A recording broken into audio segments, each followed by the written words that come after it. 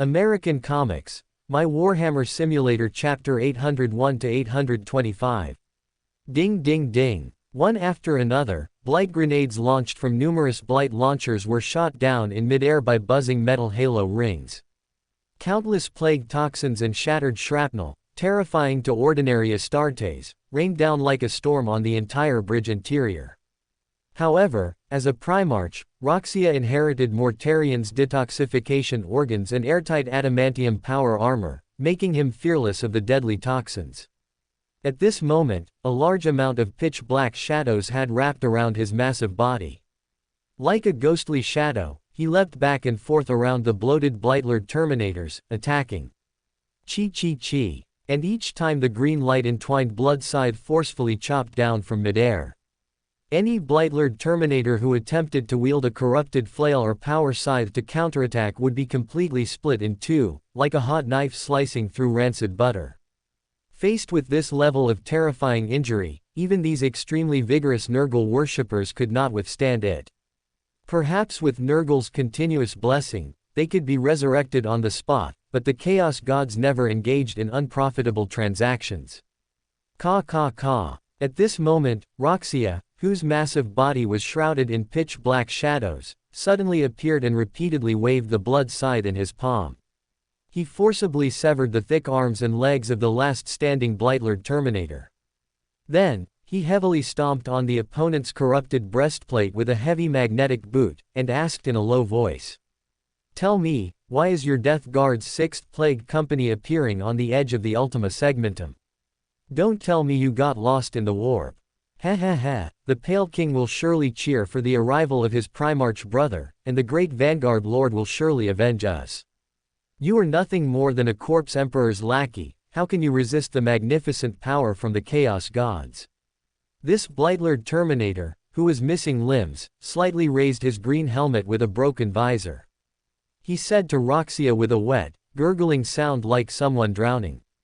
"You traitors have been corrupted for too long. You can't even speak basic human language anymore." At this moment, Roxia, who slightly shook his skull helmet, suddenly took out several tubes of pale gold Emperor's blood from the storage space of his adamantium power armor. He casually opened one of the tubes and poured the Emperor's blood, which was gradually igniting due to sensing the chaotic warp energy, onto an adamantium power fist. "If you had spoken nicely, I could have given you a quick death. Now, you'll find it hard even to die." As soon as Roxia's words fell, he slowly pushed the adamantium iron fist, burning with warp energy flames, into the Blightlord Terminator's large abdominal cavity with damaged armor.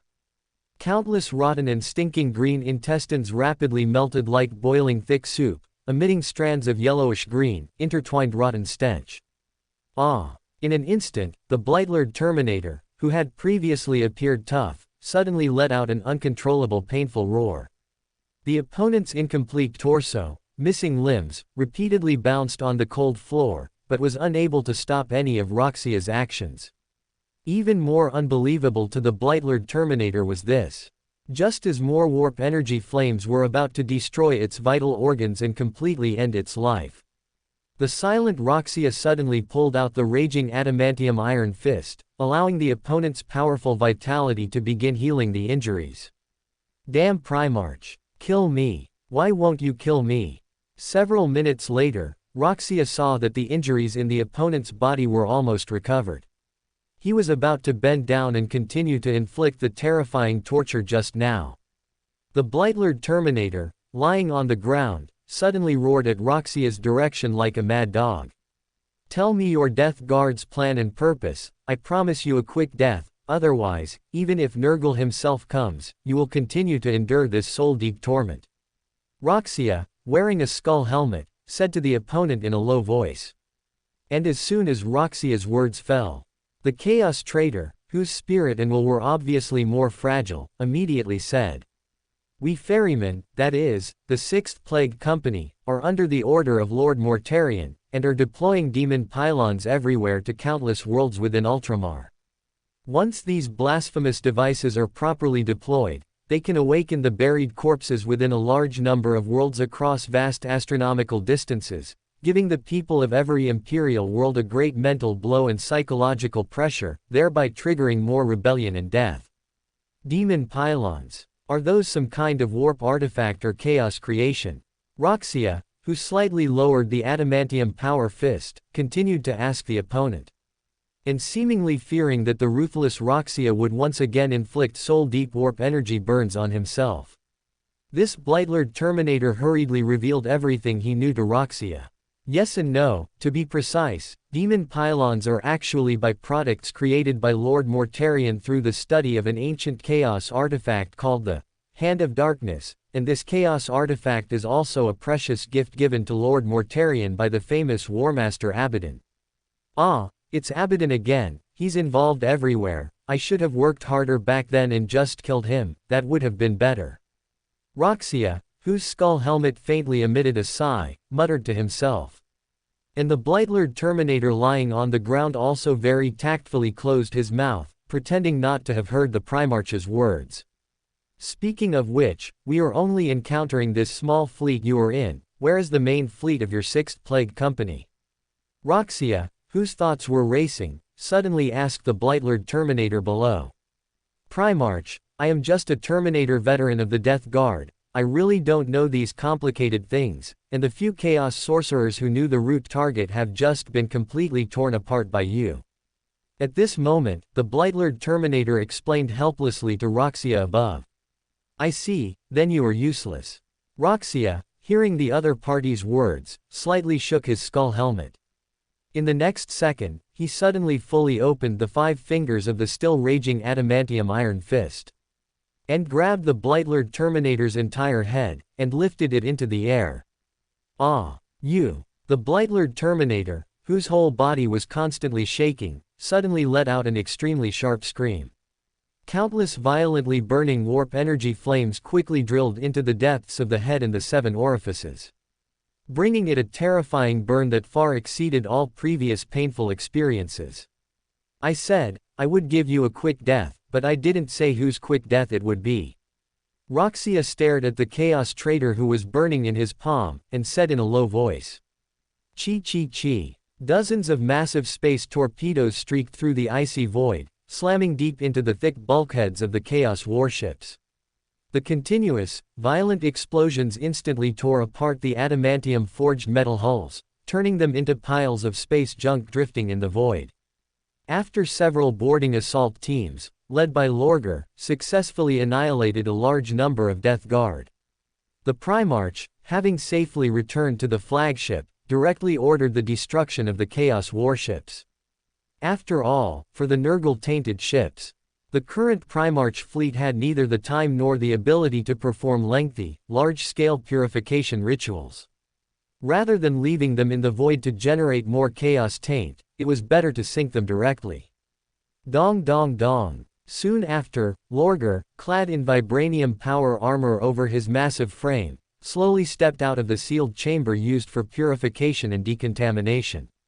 He walked towards the Space Marine recruits who had also completed the decontamination and purification rituals. Lorgar, in a very amiable manner, offered words of encouragement to the crowd, and with a solemn expression, commemorated the Space Marine recruits who had bravely sacrificed themselves. Afterward, Lorgar's expression returned to indifference as he quickly activated his vibranium power armor and returned to the Primarch's private palace. He immediately saw Fulgrim, who was temporarily handling some of the fleet's affairs in place of the Iron Man David. Although the presence of the Iron Man David had greatly increased the speed of internal fleet affairs, the arrival of Jessica and the Deadpool Corps had caused it some anxiety. Iron Man David couldn't imagine what kind of trouble the Redditus and others, without a superior to suppress them, would cause. Thus, Lorgar had to approve Iron Man David's request to return to their home world. Fulgrim, our other traitor brother, the demon Primarch Mortarion, has become active. What we encountered this time was just a small detachment of his legion, the Death Guard. According to the fragmented information I've gathered, numerous Death Guard Chaos warships are spreading a Chaos artifact called the Demon Bell throughout the Ultima Segmentum, which can revive the dead and perhaps has other uses. If I'm not mistaken, they seem to be planning to send our Regent Gilliman brother a big gift. At that moment, Lorgar, narrowing his eyes, told Fulgrim everything he knew. Fulgrim, his brow furrowing, quietly listened to Lorgar's words. He casually tossed aside a pile of files and said to Lorgar in a deep voice. "Little brother, what are your plans now? Are we going to Macragge according to the original plan, gather a large number of Space Marine chapters, and prepare to launch an expedition against the Halo stars, or should we spend some time helping Gilliman guard his Ultramar first?" Faced with Fulgrim's question, Lorgar lowered his head, pondered for a moment, and then said, "These two things don't conflict, they can even complement each other and go hand in hand. In a sense, we are currently an extra support force. I vaguely remember something. As a mortal, I also seem to have participated in a phase of this war through reincarnation. Although I was just a mortal warrior at that time, and didn't live long, I still tried my best to make my own contribution. Now that we have a fleet with considerable combat power, we naturally can't let the initiative fall entirely into the hands of chaos. Before the Legion fleet arrives at Macragge, I want to see if we can wipe out the main force of the Death Guard fleet. I want to leave them without a single intact ship, and at the same time, weaken the chaos network woven by those demon bells as much as possible. This way, we can both recover some losses for Gilliman's territory and reduce more resistance for our subsequent expedition plan." Lorgar's forceful words echoed in the surrounding air. Fulgrim, who slowly activated his purple-gold power armor and stood up, agreed with Lorgar's ideas after pondering for a moment. Next, the two of them began to pre-plan and refine the battle plan, hoping to reduce more casualties and losses in the subsequent boarding actions. Soon after, as orders were rapidly issued, the entire Primarch fleet, whether mortal crew or space marines, entered a state of war ahead of time. While the fleet continued to delve deeper into the Ultima Segmentum, it also quickly launched the support operations that everyone was most familiar with. According to Lorgar's plan, a large number of Psykers, risking being overwhelmed by the warp, received psychic distress signals through the turbulent warp. After determining the target location, Space Marines from different Grand Companies boarded Cobra-class destroyers, the fastest ships, and launched their operations. Once they discovered or came into contact with the small fleets sent out by the Death Guard, the entire Primarch fleet would immediately launch an extremely risky warp jump to arrive inside the battlefield and annihilate the Chaos warships. Using this bullying tactic of the big against the small, the entire Primarch fleet successfully intercepted many Demon Bell deployment plans and sank Chaos warships of the Death Guard Legion one after another. Of course, the true whereabouts of the Primarch fleet inevitably entered the venomous sight of the demon Primarch Mortarion. He would surely send this little brother, who had left a deep impression on him, a return gift. Chi. Inside a strike cruiser belonging to the Death Guard, Fulgrim, clad in purple-gold power armor over his massive frame, wearing an ornate purple-gold helmet on his head, was repeatedly wielding the sonic blade in his massive palm. Supersonic shockwave slashes, carrying terrifying shrieks, shot out at a terrifying speed that was difficult to capture with the naked eye, continuously slashing deep, bone-deep wounds on the bloated bodies of the Plaguebringers. Ding ding ding. At this moment, the chaos magic sounds emitted by a large number of Nurgle bells were temporarily suppressed by the back-and-forth howling shockwaves. This caused the Silver Skulls, who were kneeling and gritting their teeth to persevere, to suddenly erupt with even more powerful combat power. They drew the melee weapons they carried with them and raised their vibranium shields. Then, without hesitation, they stood up and launched a battle charge towards the Plaguebringers in front. In the next second, power swords that had quickly activated blue disruption fields slashed fiercely into the bloated helmets of the Plaguebringers, completely shattering the Nurgle bells on their bodies. In fact, if Fulgrim hadn't had the whim to join this boarding action, then half a company of Silver Skulls would probably have been caught in a trap and unfortunately become magic sound wraiths in the hands of a large number of Plaguebringers. Whoosh, whoosh, whoosh. Once Fulgrim, whose movements and attacks were incredibly swift, quickly cleared out the numerous Death Guard within his visor's range with the strong cooperation of the Silver Skulls. Without any chance to catch their breath, everyone quickly checked their weapons and equipment. They picked up their close combat weapons, which were covered in putrid viscous fluid, and quickly followed Fulgrim, who was striding forward, rushing towards the bridge. Soon after several battles, Fulgrim and the others successfully breached the bridge's entrance, but before they could completely eliminate the Chaos Sorcerer and Death Guard inside. A low voice from the bridge's internal projection device resounded in everyone's ears. "Heh, 22, it's been a long time." In an instant, a burly giant, with a pair of huge, tattered, flapping scales on his back and a pale armor radiating decay all over his massive body, appeared in Fulgrim's helmet visor. The size and aura are wrong, you're not that damned 22 who deserves to be cut into 1,000 pieces. It's you, Fulgrim. This is impossible. Didn't you ascend to demonhood? How could you return to his command? At this moment, the demon prince Mortarion, who had originally intended to display a kingly majesty, instantly lost his composure. He violently shook his pale face, which was largely covered by a breathing mask. A pair of cold, malevolent eyes seemed to pierce through the projection device, staring intently at the purple figure who was wielding a sonic sword. PFF'd. The sharp sonic sword, accompanied by an extremely harsh, low hum, pierced through the metal helmets of several Death Guard like a sudden burst of pear blossom needles in a rainstorm, and completely pulverized their brains. Taking this opportunity, Fulgrim, whose helmet visor slightly rotated, also spoke in a deep voice towards the projection device. "Old 14th, it's true we haven't met in a long time. You're still as ugly as ever, not even human." As soon as Fulgrim's words fell, Mortarion, whose expression and demeanor grew increasingly furious, suddenly raised a huge hand that continuously emitted a decaying aura. He suddenly waved it forward. The next second, as waves of strange fluctuations from malevolent sorcery spread throughout the entire bridge hall. 7 or 8 silver skulls who couldn't dodge in time, and all the Death Guards still fighting, as well as countless Nurgle's zombies, suddenly let out extremely painful wails and screams. Within their bodies, it was as if a large amount of green mist filled with terrifying toxins and putrid liquid erupted instantly, and they lost all sound in the blink of an eye. It's finally quiet. Now, Fulgrim, tell me, why are you on the side of that damn 22?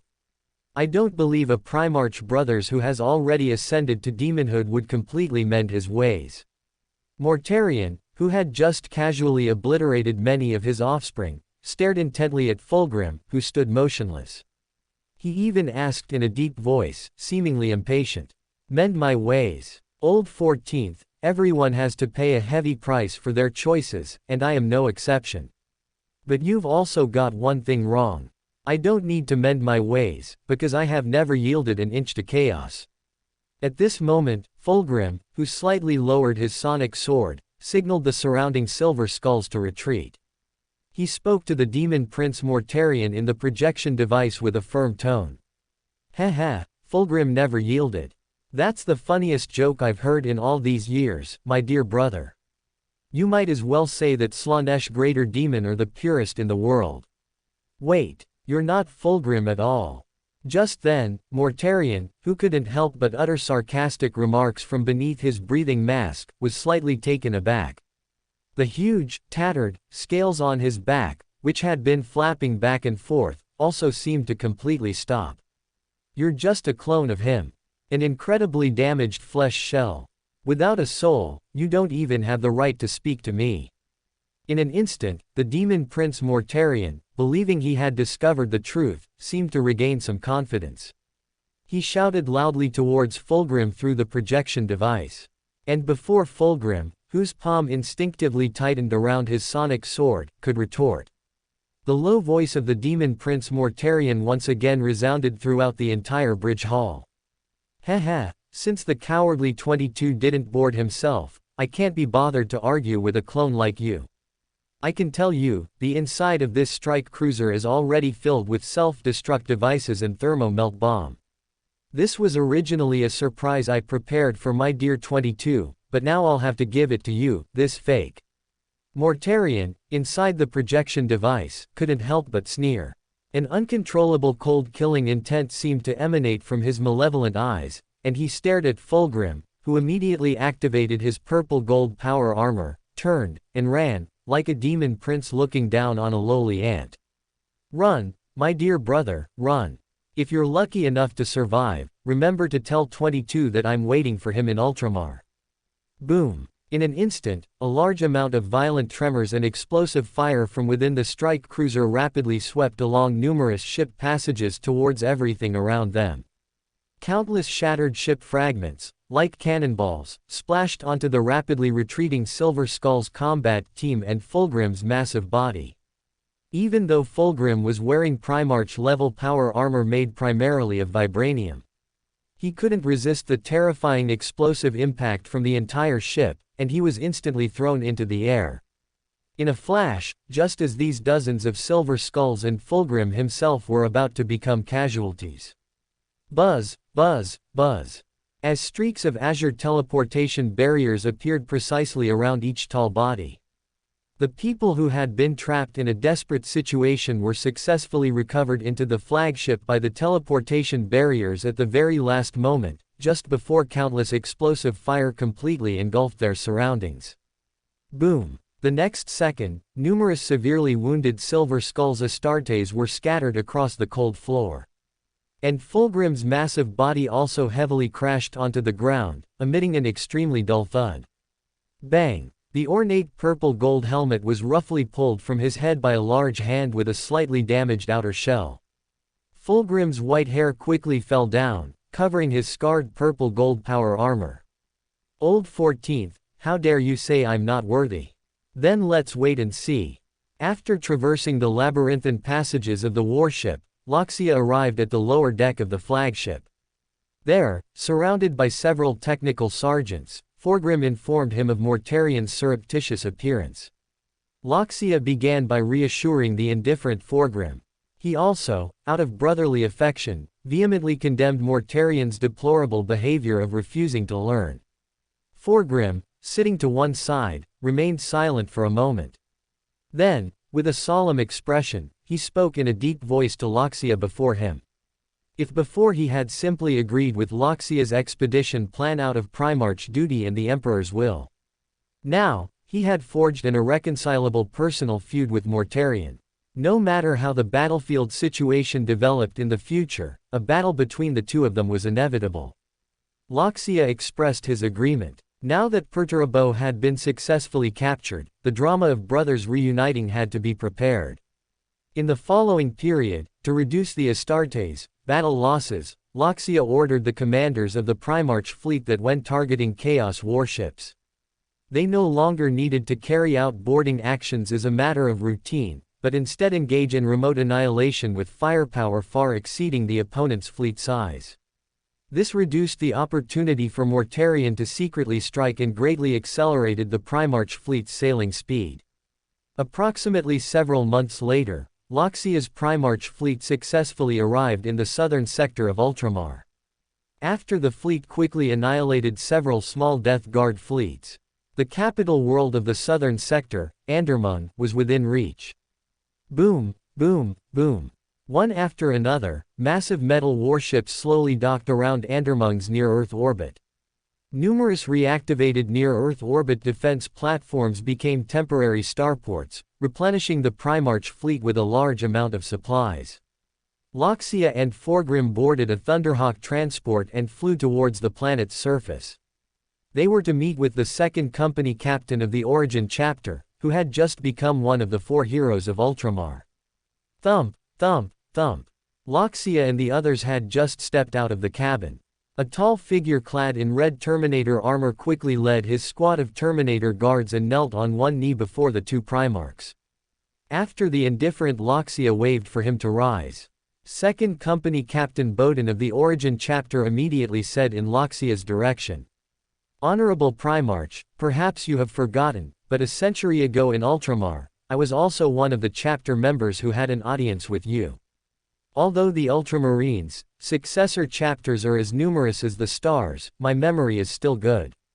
You are Second Company Captain Bowden of the Origin Chapter, correct? As Loxia's words fell, Second Company Captain Bowden widened his eyes slightly and nodded heavily. However, at this moment, Thorgrim, with a slightly colder expression, spoke to Second Company Captain Bowden. Captain Bowden, let's save the reminiscing for later. Our fleet is here to stop, first, to obtain some combat supplies lacking on the warships, and second, to ask you whether this capital world has encountered invasions by the Death Guard or other Chaos warbands. Most importantly, if there were invaders, did they leave behind any Chaos creations here? At this moment, hearing Thorgrim's words, Second Company Captain Bowden quickly retracted the smile on his face. Immediately entering the state, he said to the two Primarchs before him without any concealment. Approximately several weeks ago, the garrison forces of our Origin Chapter successfully repelled an invasion by a Nurgle warband. Originally, we thought everything was over, but our psychers unexpectedly discovered that rotten corpses that should have been resting peacefully were crawling out from the depths of some tombs. Fortunately, when the Origin Chapter was building this capital world, the original planetary governor stipulated by law that all mortal corpses would be buried uniformly, so currently, the area where the tide of corpses is emerging everywhere can still be controlled. However, as Guilliman issued a call-up order to the successor chapters, the Origin Chapter, which had just had 6 complete companies transferred away, is severely short of manpower. Before the Primaris Astartes that Guilliman promised to the Origin Chapter arrive, we can only rely on a large number of local human defense forces to carry out defensive containment tactics, but we cannot launch large-scale extermination operations. Before you arrived, I did send several combat squads to conduct reconnaissance deep into the heart of the most densely populated corpse tide, but they have never sent back any intelligence information. As the other party's words fell, Loxia nodded slightly and then asked Second Company Captain Bowden, has Regent Guilliman returned to Macragge? Wasn't he always on the Indemitus crusade? Has it ended? Now that damned Great Rift has completely disrupted the already difficult to circulate psychic communication network, even our fleet's ability to receive external information has been greatly reduced. Honorable Primarch, the first phase of the Indemitus crusade has just been completed. Although the various forces of the Imperium can be said to have suffered heavy casualties, Guilliman has also successfully recovered many strategic locations on the dark side of the Imperium. However, judging from the fact that Guilliman had to transfer a large number of Ultramarines' successor chapters, perhaps the battle situation in other worlds of Ultramar is not optimistic either. This may also be one of the reasons why Guilliman had to return to Macragge to preside over the overall situation. At this moment, Second Company Captain Bowden's clear explanation caused Loxia and Thorgrim to nod subconsciously. He was indeed one of the 4 heroes that Guilliman had selected from countless Astartes. Just being able to analyze the situation freely in the face of 2 Primarchs was a rare skill. Well, that's good too. Brother, you can go and see Guilliman in person. I think he will give you an official status that is more suitable than my fleet adjutant. You two can also have a good talk. Of course, I mean in a situation where you don't fight. Loxia, squinting his eyes, turned to look at Thorgrim, whose white hair was dancing in the wind, and said in a low voice. Thorgrim, whose eyebrows did not show any waves, shook his head and said, "Little brother, do you want to hear the truth? I think this fight is unavoidable. After all, it was I who personally sent 13 into the stasis field, making him sit there for 10,000 years. Although that was the good deed of another demon Primarch Fulgrim, this clone of mine is, to some extent, 2 sides of the same coin. In any case, I cannot shirk this responsibility." The topic that Loxia and Thorgrim subconsciously discussed caused Second Company Captain Bowden's eyelids to twitch non-stop. He had no choice but to maintain a stiff smile as if he were deaf and mute. Then, taking a deep breath, he quickly said before Loxia could speak. "Sorry to interrupt your words, Honorable Primarch, if it is more convenient for you, why don't we concentrate on solving the current corpse tide problem? To be honest, these secrets involving the relationship between several Primarchs are not things that we successors can casually hear." Tisk, Captain Bowden, what are you afraid of? Gilliman won't know, and we won't tell him. Loxia, his mouth twitching slightly, drove his vibranium power armor forward. He raised a huge palm with a faint golden luster and gently patted Second Company Captain Bowden's heavy shoulder armor. But you're right. To avoid any complications, we should get rid of those demon bell tolls as soon as possible. Since Mortarion came specifically to make things difficult for us, then I want to see what tricks he can play after all the chaos creations are smashed by me. Boom boom boom. The roar of countless Thunderhawk transports began to fill the skies above the ancient cities. The Flesh Tears, Great Company, the Silver Skulls, Great Company, the Space Wolves, Great Company, and several other Legion Great Companies quickly began their landing operation on the capital world, Andermon. Even more auxiliary mortal soldiers arrived on the ground aboard transport ships. Under the command of Second Company Captain Bowden, they began to join the front lines of the local defense forces. Immediately afterward, the Flesh Tears, Great Company, personally led by Lorgar, boarded dozens of land speeder storms from the Primogenitors chapter. They took the lead, launching a raid deep into the areas overrun by the zombie horde. While Fulgrim led the Silver Skulls and Space Wolves, launching an advance into the heart of the zombie horde from another direction. In fact, with the current number of Astartes and mortal soldiers, the zombie-infested areas spreading across this capital world would be cleared sooner or later. Therefore, Lorgar and Fulgrim's main goal was to find the demon bell hidden by the Chaos Warband, and completely sever Mortarion's tendrils of the Chaos network left here. Boom rumble. Whirlwind missiles, suddenly launched into the sky, exploded violently deep within the dense zombie horde, blowing away countless Nurgle corpses with shattered limbs. At the same time, on the rapidly speeding land speeder storms, the heavy bolters, casually operated by the towering Flesh Tears, Astartes, unleashed dense firepower like a torrential rain, constantly tearing apart the massive zombie horde within the range of their helmet visors. Buzz buzz buzz. Perhaps thinking that the Flesh Tears' sun's clearing efficiency was still a bit slow, Lorgar, whose massive body was seated inside a land speeder storm, raised his hand and waved.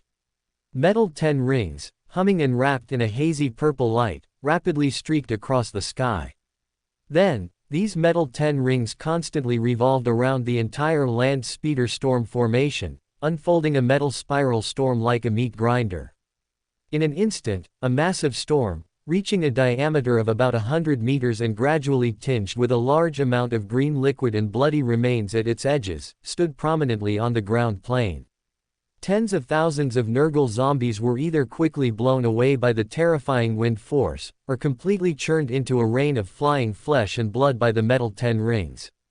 And after the zombie horde density around them slightly decreased, the land speeder storm formation that they were in quickly arrived at an unfamiliar area resembling a hilly valley. Tiberius, immediately take your men and use these land speeder storms as a base to temporarily establish a defensive position.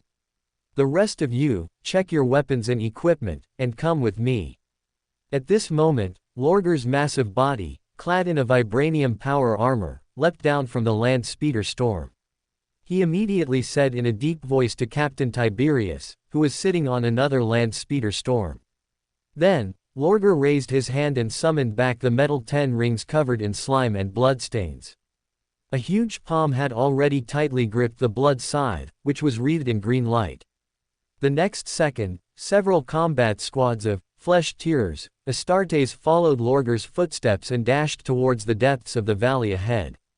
The place Lorgar had come to was the last location where a combat squad of the Primogenitors chapter had sent a signal before completely disappearing. For normal Astartes, even if the number of zombies around them was almost endless, a well-coordinated combat squad would be able to fight their way out with melee weapons without suffering any losses. But since this combat squad had disappeared, its fate unknown, it indicated that either the Demon Bell, a creation of chaos, was hidden here, or there was some other great danger that even the Astartes could not handle. Dong dong dong. Just then, Lorger, whose skull helmet was turning back and forth, suddenly stopped his magnetic boots. The 30 or so, flesh tears, who had been following behind him also quickly stopped their advance. They deftly raised their vibranium shields and also raised the bolters in their palms, starting to be vigilant around them. These should be ceramite fragments from the power armor, and judging from the dried, decaying, and foul-smelling slime marks around, this combat squad may have unfortunately encountered the enthusiastic embrace of Nurgle beasts. Lorger, who was slowly driving his vibranium power armor and bending down to check the ground marks, thought silently. Then, he immediately raised his hand and ordered the flesh tears to separately conduct a large-scale reconnaissance into the depths of the surrounding valleys. Primarch, 3 kilometers away, at 12 o'clock, we have successfully discovered fresh traces left by a group of Nurgle beasts. Soon after, information from the communication channel prompted Lorger to quickly drive his vibranium power armor and run forward. And when he arrived at a rocky cliff with jagged rocks on the ground, the flesh tears, who were constantly pulling the triggers of their bolters, had already engaged in a fierce firefight with 7 massive Nurgle beasts that had rushed out of the depths of the cave. Fall back. Let me handle this. At this moment, Lorger, whose magnetic boots suddenly unleashed Shadow Step, violently transformed into a wisp of dark shadow. He rapidly streaked over the heads of many, flesh tears, sons. His entire massive body crashed heavily onto the head of a massive Nurgle beast. Chi. The next second, the blood scythe, wreathed in green light, violently chopped into the swollen body of this Nurgle beast, its sharp blade effortlessly splitting the opponent completely in two. Before the Nurgle beast in front of him could let out an even more painful roar, Lorger, whose one magnetic boot heavily stomped on the ground, had already appeared behind the swollen body of another Nurgle beast, forcefully waving the blood scythe in his palm. About a few minutes later, this group of Nurgle beasts, which had annihilated a combat squad of the Primogenitors chapter, had all become souls under Lorger's scythe. And while the flesh tears around him were quickly checking the battlefield situation, Lorger, who forcefully flicked the blood scythe, also drove his vibranium power armor and strode towards the depths of the cave. Immediately afterward, he saw at a glance the demon bell, which was about 5 meters tall, shaped like a large clock, and constantly emitting wisps of chaos aura. As expected, it's hidden here. How many demon bells is this that I'm about to destroy? 28th. Or 30th. At this moment, Lorger, whose palm subconsciously tightened around the blood scythe, strode forward. However, just as he casually raised the blood scythe, intending to directly destroy this demon bell, he suddenly stopped the attacking movement between his thick arms. If I haven't guessed wrong, these chaos creations should all be connected. Can I use this to sense the location of other chaos creations? That way, it can save the fleet a lot of search time. After hesitating slightly, Lorger carefully extended a vibranium palm towards this demon bell, which was close at hand. Emperor protects. In an instant, as wisps of chaos psychic energy constantly wrapped around his 5 fingers, Lorger's visor vision instantly turned black.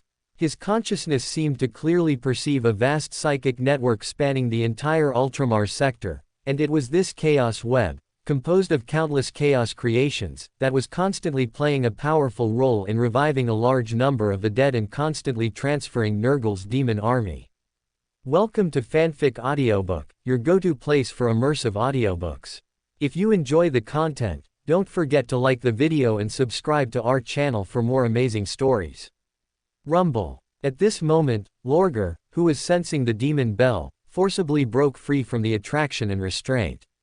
The blood scythe he held tightly in his palm suddenly rose, its sharp blade violently hacking down on the demon bell. As the entire massive chaos construct completely shattered and collapsed, a large amount of chaos psychic energy dissipated into the surroundings like a storm.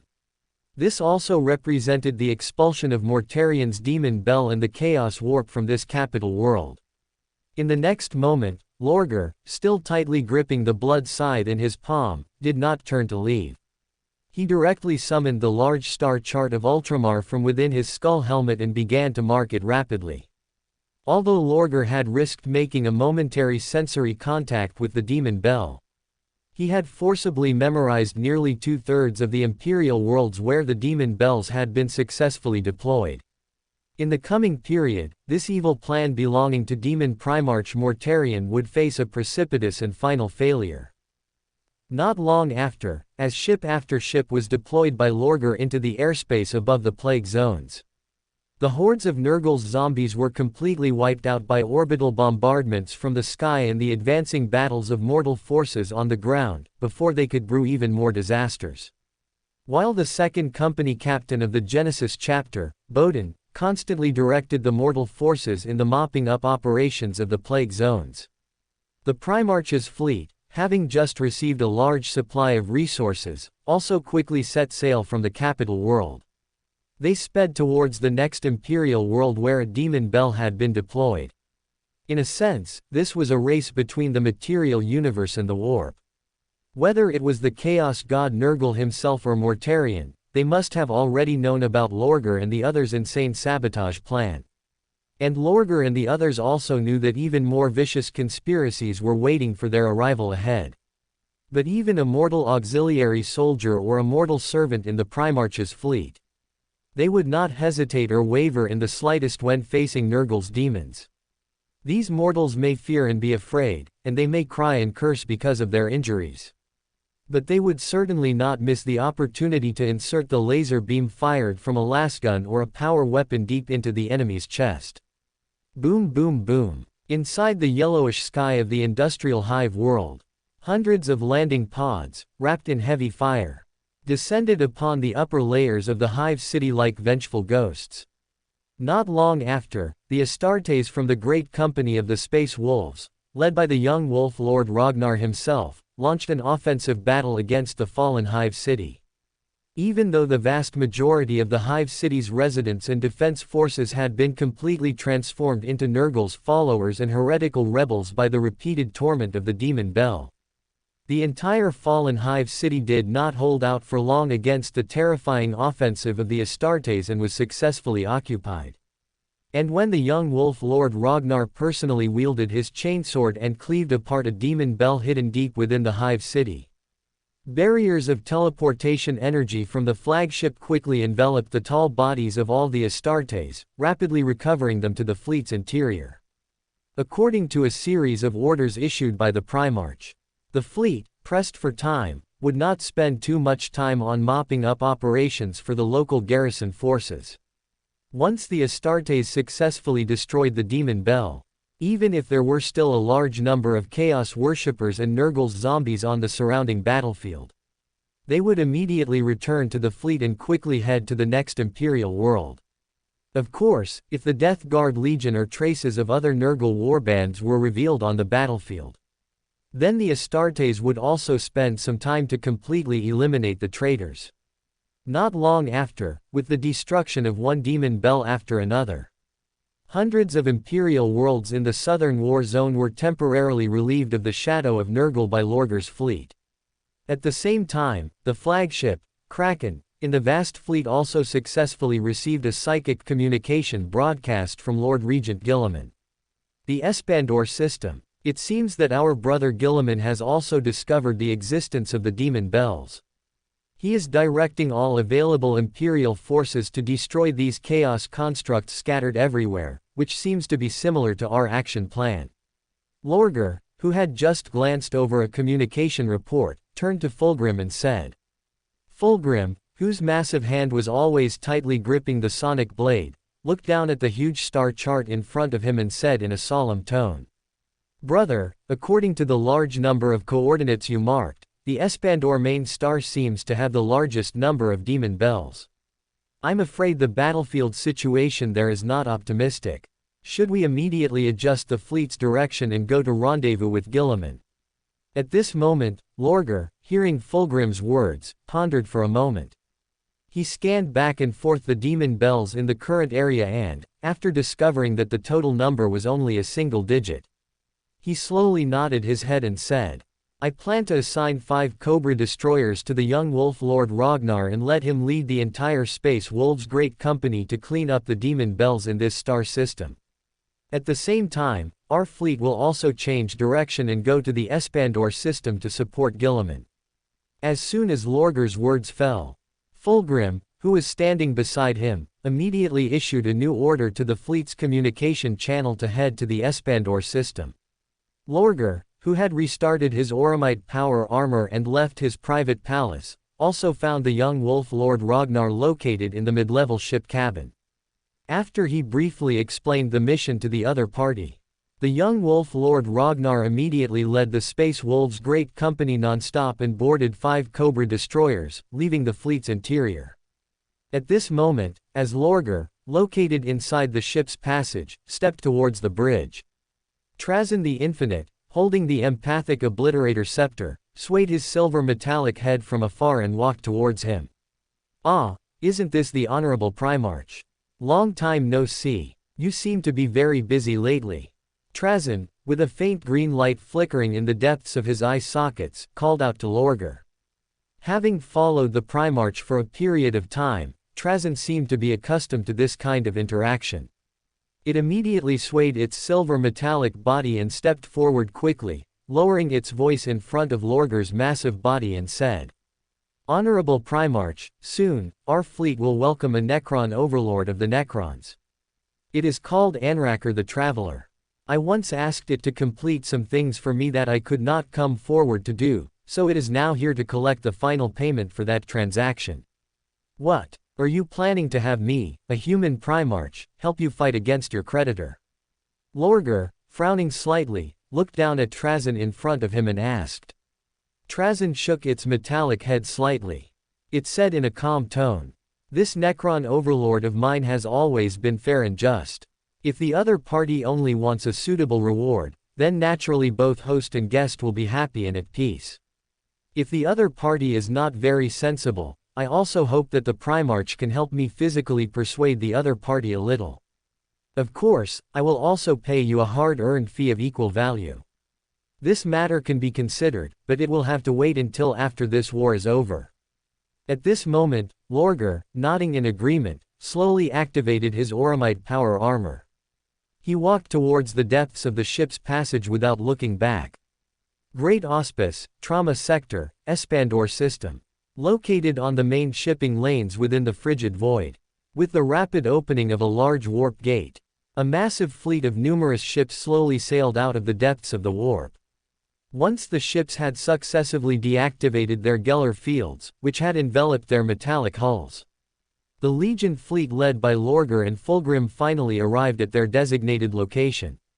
At the same time, inside the flagship, Lorgar began using the psychers of the astropaths, through the divination results of the Emperor's Tarot, or communication servitors searching for corresponding communication frequencies, and other methods, to search for Guilliman's personal flagship, the Gloriana-class battleship, Macragi's Honor. Before long, the conscientious psychers successfully established contact with the astropaths inside Macragi's Honor.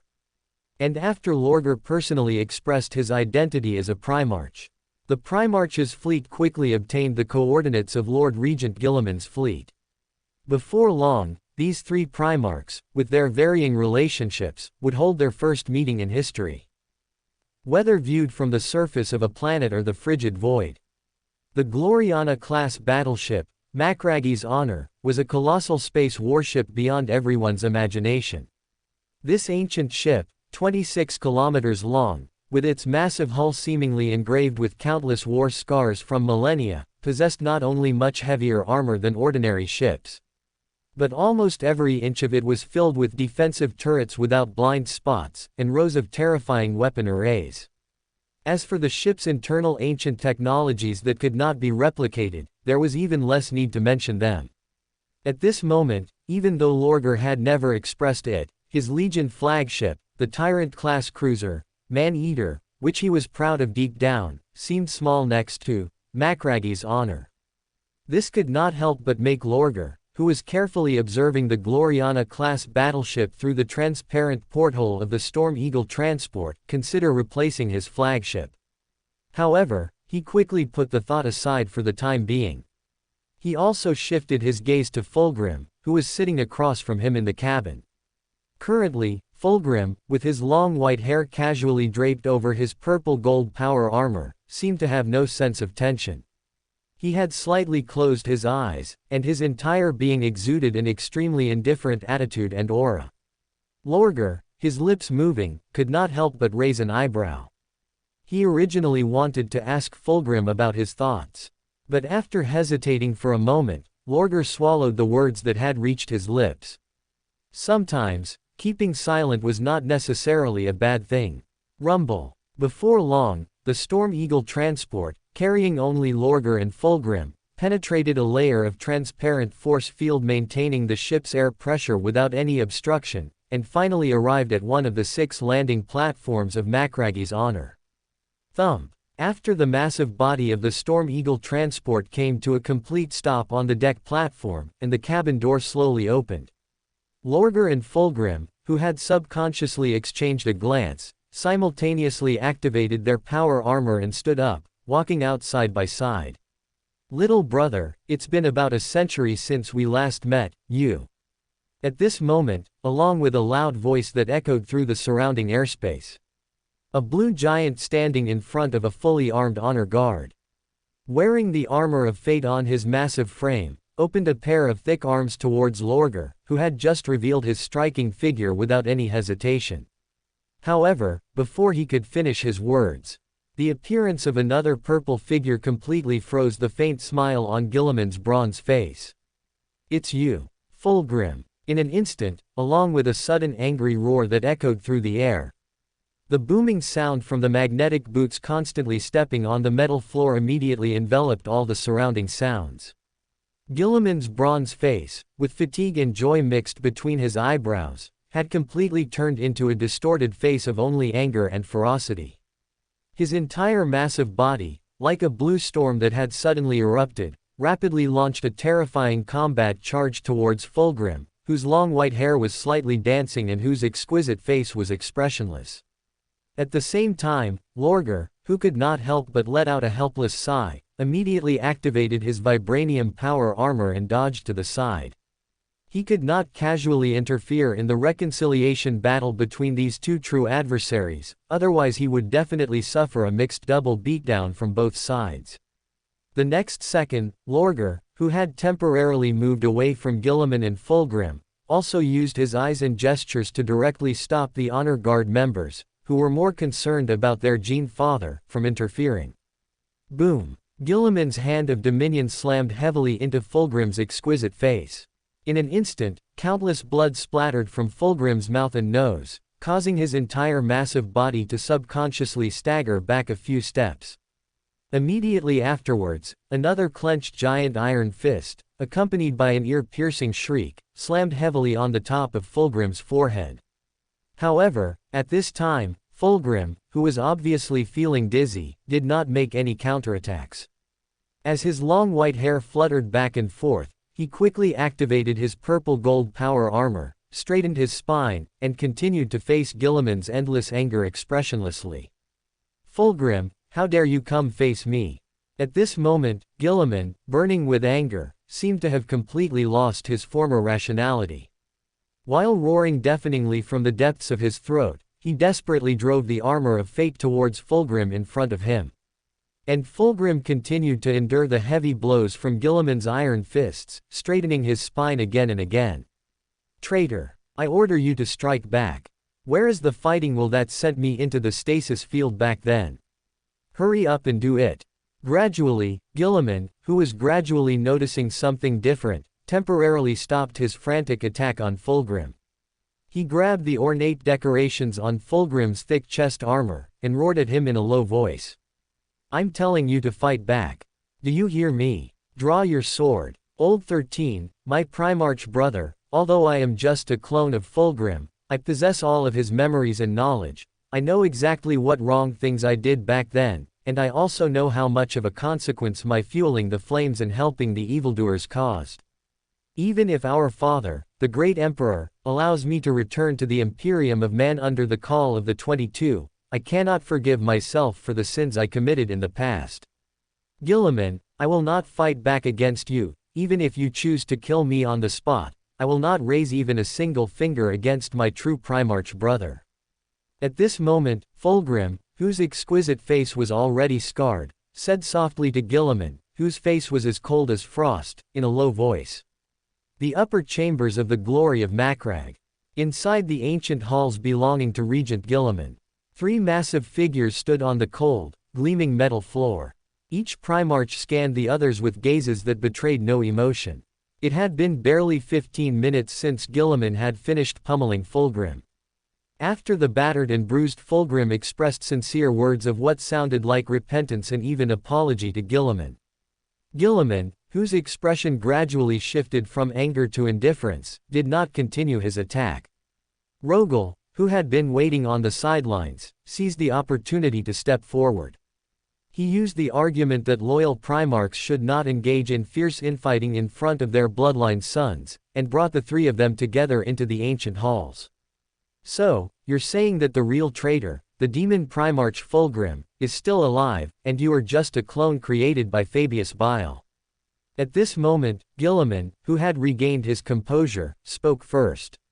He asked Fulgrim, whose grievous injuries were gradually healing, in a deep voice. Rogel, narrowing his eyes, wanted to recount his series of experiences with Fulgrim. However, before he could speak, Guilliman's disapproving gaze silenced him.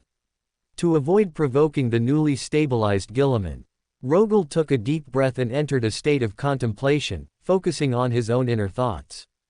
"That's right, I am indeed just a clone, but I am also a gene sire recognized by the Emperor. Compared to the real Fulgrim choosing the path of endless depravity, I believe I can walk on the correct path." Fulgrim, his white hair falling over his purple gold power armor, said sincerely to Guilliman. At that moment, Guilliman, who had closed his eyes slightly and taken a deep breath, seemed to have made an important decision. He slowly activated the armor of fate, stepped forward, and came to Fulgrim, saying, "Over 100 years ago, when I woke up from the stasis field, I felt an indescribable despair facing the current Imperium of Man, but it was the appearance of the 22nd that ultimately made me understand that I was not alone facing this cold and merciless galaxy. I still had my Primarch brothers standing by my side.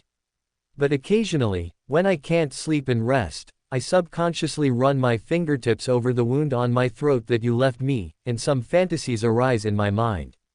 If I hadn't lost to you in the Battle of Thessalia, would the current Imperium of Man be any different? Would our father be able to recover from his injuries and lead the people of the Imperium again? I know that there are many powerful forces in the universe that can traverse the shackles of time. Our little brother can do this, but I also stubbornly believe that everything that has happened cannot be truly changed. The power of time will eventually smooth out countless ripples, allowing all things to return to the present once again. So, Fulgrim, rather than saying that I have chosen to forgive your past betrayal, it is better to say that I have chosen to reconcile with my own demons. My clone brother, in the name of the Regent, I acknowledge your identity as a gene sire, and I forgive all the sins you have committed in the past. Welcome back to the Imperium of Man as a loyal servant." At this moment, Guilliman, who had spoken a long heartfelt speech, slowly opened his stout arms covered in ceramite armor. Fulgrim, his expression complex, remained silent for a moment. He still stepped forward and gave the magnanimous Guilliman a heavy embrace. "Of course, this does not mean that my feud with the other Fulgrim is completely over. Sooner or later, I will hold the heads of all traitor brothers and ask them whether they can feel true remorse for betraying the Emperor and humanity and choosing to become Chaos Hounds." At this moment, Guilliman, having completed the ice-breaking embrace with Fulgrim, said in a deep voice to Fulgrim and Rogel in front of him. Rogel, believing that everything was fine, immediately activated his adamantium power armor. He said to Guilliman with a smile, "Brother, your idea can be realized now. Not long ago, my legion paid a considerable price and successfully captured the gene sire of the Iron Warriors, Perturabo." "Huh, what did you say? You actually captured Perturabo?" As soon as Rogel finished speaking, Gilliman, who couldn't help but widen his eyes, was clearly stunned for a moment. He didn't expect that after only a century apart, his little brother had become so powerful. To be honest, I can say that I had the right timing, location, and people to barely contain him. If you were to ask me to do it again now, I wouldn't dare to guarantee success. Rogel, raising his eyebrows slightly, shook his head at Gilliman. Then, he directly took out a Tesseract labyrinth from his storage interface. This was what he had temporarily borrowed from Trazyn. The Tesseract labyrinth that truly imprisoned Perturabo inside. Rogel, scanning back and forth, continued to ask Gilliman. This is a Tesseract labyrinth from the Necrons, and it is the prison that holds Perturabo. Do you want to see him in person? I can send you in, but for safety's sake, I think Fulgrim can also go in with you. Even if a fight really breaks out, the demon-ascended Perturabo will definitely not be able to defeat the two of you. Clang. At this moment, Gilliman, his thoughts racing, suddenly drew the Bronze Emperor's sword from his armor of fate's waist. Strands of golden flame quickly burned on the edge of the blade, which changed from bronze to ice blue as it charged. Then let's do that, little brother, I couldn't ask for more. Brother Fulgrim, are you willing to fight alongside me? Gilliman, his desire for battle rising, turned to look at Fulgrim. Fulgrim, his loose white hair trembling slightly. Fulgrim, a faint smile unconsciously appearing at the corner of his mouth, also quickly drew the sonic blade from his purple gold power armor's waist. He said to Gilliman with a solemn expression, Brother Gilliman, this time I will fight alongside you. At this moment, the two men's resounding words echoed in Rogel's ears. After confirming that both sides were ready, Rogel, his expression calm, quickly raised the adamantium hand holding the Tesseract labyrinth. Enveloped in a large amount of brilliant green light, he directly sent Gilliman and Fulgrim inside the Tesseract labyrinth. Tisk tisk, if there's anything that can quickly bring the two Primarch brothers closer together, then facing the traitor brother of the past together is undoubtedly a very good way, but it's just necessary to wrong Perturabo a little, who made him so resistant to being beaten after his demon ascension. Rogel, holding the Tesseract labyrinth, slowly exhaled. He muttered to himself. When Gilliman, his massive form covered in wounds but his expression increasingly excited, and Fulgrim, similarly affected, were quickly released from the hypercube labyrinth by Rogel. Rogel noticed that the attitude and relationship between the two had become noticeably more harmonious than before they entered. Rogel's consciousness slightly probed the hypercube labyrinth within his palm.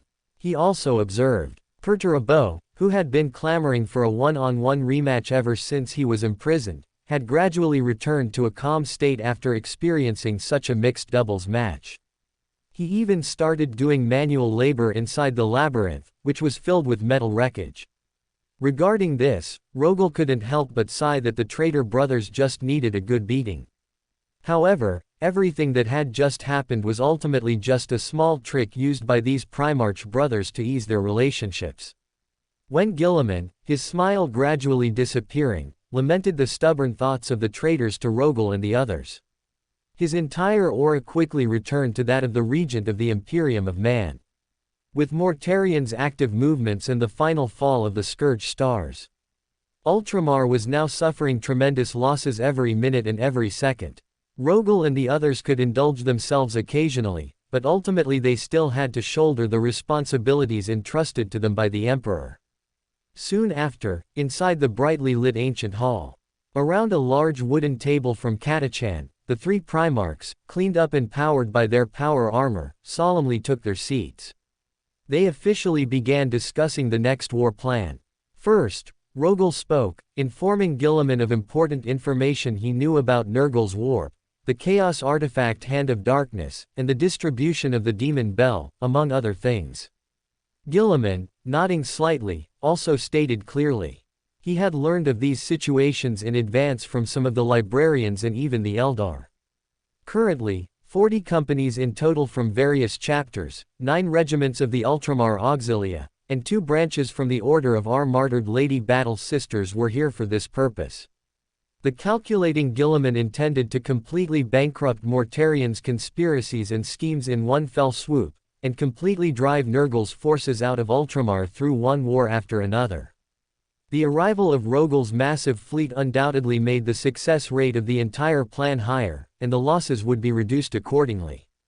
Therefore, Rogal and Fulgrim, trusting the strategic command capabilities of the 13th Legion more, temporarily relinquished their command authority. The two of them decided to act as the spearhead in his hands. In order to achieve a quick victory and not give Mortarion and his Death Guard Legion more time to react. According to Guilliman's arrangement, Fulgrim needed to personally lead 13 companies to sweep through the other worlds in the Espandor system at the fastest speed, destroying the demon bells on them.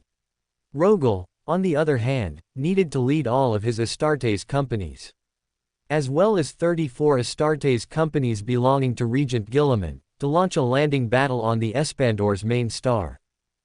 Buzzing. Under the shroud of countless swarms of foul-smelling flies gathered like low-altitude clouds. The large hive cities on Espandor's main star were heavily surrounded by the Death Guard Legion's carefully prepared large void shields and fortifications. When Guilliman, Rogal, and others' combined fleet discovered that orbital bombardment was not working at all. Dozens of Astartes companies led by Rogal, as well as a large number of Ultramar auxilia, began to launch continuous landing operations towards the planet's surface. Rumble. Waves of terrifying orbital artillery fire temporarily cleared away the festering sewage and ubiquitous Nurgle poisonous mist that had spread everywhere on the ground. A series of Land Raiders and Leman Russ tanks with engines roaring violently landed first on the damp ground. While the heavy vehicles advanced around them, they also provided the first line of defense and temporary positions for the subsequent Ultramar auxilia. Before long, a series of differently painted Thunderhawk transporters and a large number of landing pods landed inside the positions. Dozens of Astartes companies from the Ultramarines, the Penitents, the Aurora Chapter, the Genesis Chapter, the Silver Eagles, the Sons of Orar, the Celestial Lions, the Grey Knights, the Silver Skulls, the Space Sharks, etc., quickly began to reorganize and assemble their teams. Then, with the strong assistance of a large number of heavy vehicles and Ultramar auxilia, they launched a rapid attack towards the hive cities on the main star. Boom boom boom. Countless rapidly rising whirlwind missile launchers collided violently with a large number of foul-smelling fly swarms in the midair like dark clouds.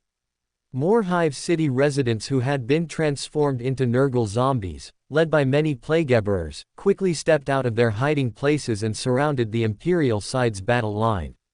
At this moment, every Astartes from different chapters completely unleashed a frenzied slaughter on the Chaos enemies in front of them according to their respective combat habits. If the Ultramarines and some successor chapters of Guilliman were all-rounders who followed a set pattern, able to deal with any battlefield situation at any time, then the Space Sharks and Silver Skulls belonging to Rogal had even more wild styles of doing things. The Space Sharks, led by Captain Tyberos, directly formed an assault formation, completely ignoring the emergency communications from the allied Ultramarines, and launched a combat charge towards the entrance of one of the hive cities with an unstoppable and frenzied momentum. The Astartes of the Silver Skulls looked slightly more reserved. They drove a series of land speeder storms, circling back and forth around the Space Sharks' assault formation, quickly slaughtering the constantly surging Nurgle zombies and Plaguebearers. To some extent, the seemingly reckless combat behavior of the Space Sharks and Silver Skulls did achieve unexpected results. They directly rushed to the entrance of the Hive City before more Nurgle zombies could gather and surround them, and engaged in a more intense melee battle with the Chaos Astartes of the Death Guard. Boom boom boom. At this moment, accompanied by a burst of whistling sounds suddenly streaking across the battlefield sky. A huge figure wearing vibranium power armor, propelled by the power of the propulsion device. The whole person heavily landed on the front line of the position where the Space Sharks and Silver Skulls were fighting against the Death Guard.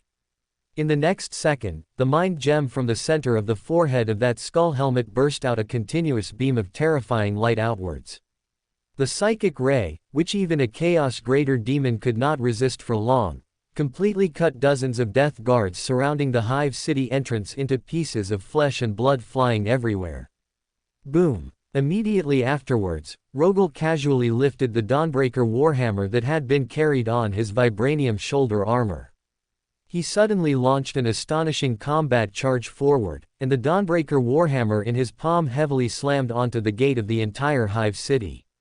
Rumble. In an instant, a terrifying roar like thunder echoed in the surrounding air. The towering Hive City gate, tens of meters high, only shook violently for a moment. Under the terrifying impact of the Dawnbreaker's Warhammer, it rapidly tore apart into chunks of collapsing and shattered metal wreckage. In the next second, a large number of Astartes from the Carcharodons and Silver Skulls chapters quickly advanced in their power armor. Their melee weapons and heavy firepower, tightly gripped in their hands, were ready to be unleashed. When the massive Primaris Marine standing at the forefront waved his thick arm forward, the Astartes, constantly emitting battle roars, quickly moved forward with their magnetic boots. Without any hesitation, they launched a combat charge towards the Hive City, where Nurgle demons roared and green poisonous mist permeated the air. Buzz buzz buzz. Having just completed the breaching task, Rorschach did not choose to join the battle. He immediately activated the propulsion system on the back of his vibranium power armor. His entire body shot up into the air amidst countless exploding shells. After adjusting his direction, Rorschach rapidly flew towards another Hive City. Rumble rumble. At the same time, on the more chaotic battlefield outside, an uncountable number of Nurgle zombies and Nurgle demons had spread like a tide across every inch of the ground. Every second, mortal soldiers fell and died from the constantly accumulating terrifying toxins, or Nurgle zombies were blasted into pieces by the dense laser beams. At this moment, a group of Astartes from the Daughters of the Aurora chapter chose their more favored armored assault tactics. These Astartes used dozens of land raiders to forcibly carve a path through the depths of the massive Nurgle zombie horde. The Ultramarines and companies from other successor chapters also quickly coordinated with the Auxilia, deploying armored formations for continuous and sustained artillery fire. As time passed, the situation on the battlefield was quietly changing. Soon after, one Hive City after another was successfully occupied by Imperial forces under Rorschach's personal leadership. After a considerable number of demon engines were destroyed on the spot, and the Death Guard garrisoning the Hive cities paid an extremely heavy price in casualties, the Chaos Astartes quickly initiated a strategic withdrawal towards the last large Hive city. But their final reliance was not a more solid defensive fortification, or a void shield generator capable of withstanding massive artillery barrages.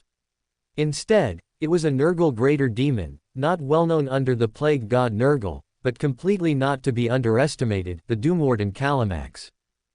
Pung pung pung. Surrounded by countless Nurgle demons, the massive Carcharodon's chapter master Tyberos continuously activated his scarred Terminator armor to unleash a lightning power claw whirlwind. One after another, terrifying claw blades capable of penetrating all flesh and blood matter tore apart many Nurgle demons, while also cleaving the heads off several Death Guard who attempted to launch sneak attacks. However, at this time, before Tyberos, whose ceramite shell was covered in foul-smelling slime and green blood, could catch his breath, within the field of view of his helmet's visor, a dragon-shaped greater demon, about 7 meters tall, with an agile physique completely different from the bloated and rotten Nurgle greater demons, suddenly charged out from the shadows deep within the Hive city. Dong dong dong. Even though Tyberos reacted very quickly, wanting to immediately activate his Terminator armor to perform an evasive maneuver, but the corrupted greatsword from the Nurgle greater demon Calamax had already slammed heavily towards him. In a flash of lightning, Tyberos could only quickly retract his 2 lightning power claws to his chest, forcefully crossing them to block the Nurgle greater demon's terrifying blow. Boom! In an instant, the massive Tyberos was sent flying backwards like a cannonball. He even directly smashed through the thick walls of the Hive city passage, before heavily landing on the dirty ground covered in Nurgle toxins. At the same time, the Terminator Guard and Carcharodon's veterans, who had just discovered that their chapter master had suffered a fierce attack, quickly met the Nurgle greater demon Calamax. Subsequently, several entire combat squads of Astartes were continuously cleaved into flying pieces of flesh and blood by the corrupted greatsword wielded by the Nurgle Greater Demon, who emitted a low, sinister laugh. Heh, insignificant insects, in the name of Doomwarden Calamax, join Nurgle's embrace, and offer gifts to the Great-Grandfather. At this moment, the Nurgle Greater Demon Calamax, constantly emitting vicious roars, suddenly swayed a tail located behind his massive body. Such an astonishing attack instantly blasted a group of Silver Skulls Astartes who were trying to launch a sneak attack into countless pieces of minced meat. However, just as the Nurgle Greater Demon Calamax wanted to continue to launch a bloody slaughter against the surrounding Astartes. Buzz buzz buzz. Along with a deafening buzzing sound. One after another, metal 10 rings with a hazy purple glow suddenly pierced through the thick ceiling above the Hive's city, continuously bombarding the Nurgle Greater Demon's resilient body. In the next second, a massive figure wearing vibranium power armor, wielding the blood scythe and the Dawnbreaker's warhammer, descended from the sky, enveloped in a cloud of dust and rubble. Ugly Nurgle Greater Demon, your opponent should be me. At this moment, Rorschach, whose skull helmet faintly emitted a brilliant light between its brow, let out an angry roar towards the Nurgle Greater Demon Calamax, who was retreating again and again. He did not give the opponent any chance to counterattack. The pair of magnetic boots under his feet repeatedly stomped on the ground covered in flesh and blood filth, quickly unleashing an almost teleportation-like shadow step. Boom! In an instant, the Dawnbreaker's warhammer, seemingly enveloped in pitch-black shadows, swiftly landed on the Nurgle Greater Demon Calamax's massive body. And the latter, unable to resist letting out an angry roar, violently swung the corrupted greatsword in his palm. But it was forcibly held up by the blood scythe in Rorschach's other palm, and even wisps of agile, leaping pitch-black shadows temporarily imprisoned that corrupted greatsword in midair. Boom! Rorschach, reactivating his vibranium power armor, continuously stomped on the Nurgle Greater Demon Calamax's massive body, charging upwards. His entire body constantly emitting large amounts of pitch-black shadows, he once again wielded the Dawnbreaker's warhammer, continuously and relentlessly bombarding the opponent's narrow head. Pung pung pung. In an instant, countless foul-smelling flesh and blood, as well as viscous brain matter, continuously splattered out in all directions. The Nurgle Greater Demon's painful roars also repeatedly echoed in the surrounding air. At this moment, even Rorschach, who was shrouded in pitch-black shadows, did not know how many times he had swung the hammer. In short, the Nurgle Greater Demon Calamax, who had just been invincible, could only fall stiffly towards the ground in the form of a headless corpse. Chi. Rorschach's massive body, repeatedly entwined with wisps of pitch-black shadows, landed heavily on the ground. His gaze fixed on the rapidly dissipating demon corpse, and he subconsciously exhaled a breath between the mouth and nose hidden inside the skull helmet. Astartes, the Nurgle Greater Demon is dead, follow me to charge. Soon after, the fierce battle on Espandor Prime temporarily concluded with the death of the Great Unclean One of Nurgle, Kugas, and the annihilation of the Death Guard Company. The last demon bell in the entire system was personally destroyed by Luo Sha, completely eradicating the detrimental influence of Nurgle's warp on countless Imperial worlds. To some extent, Regent Guilliman's strategic command, coupled with Luo Sha's ability to single-handedly fight a demon prince, and with the sacrifice of numerous Astartes companies and countless Ultramar auxilia, achieving victory on the battlefield was not difficult. Moreover, although the current Luo Sha may not be comparable to the Angels, Lionel Johnson, or Wolf King, and other Gene Seed Primarchs with astonishing combat power, he is now considerably stronger than Regent Guilliman, whose chaos resistance is almost zero.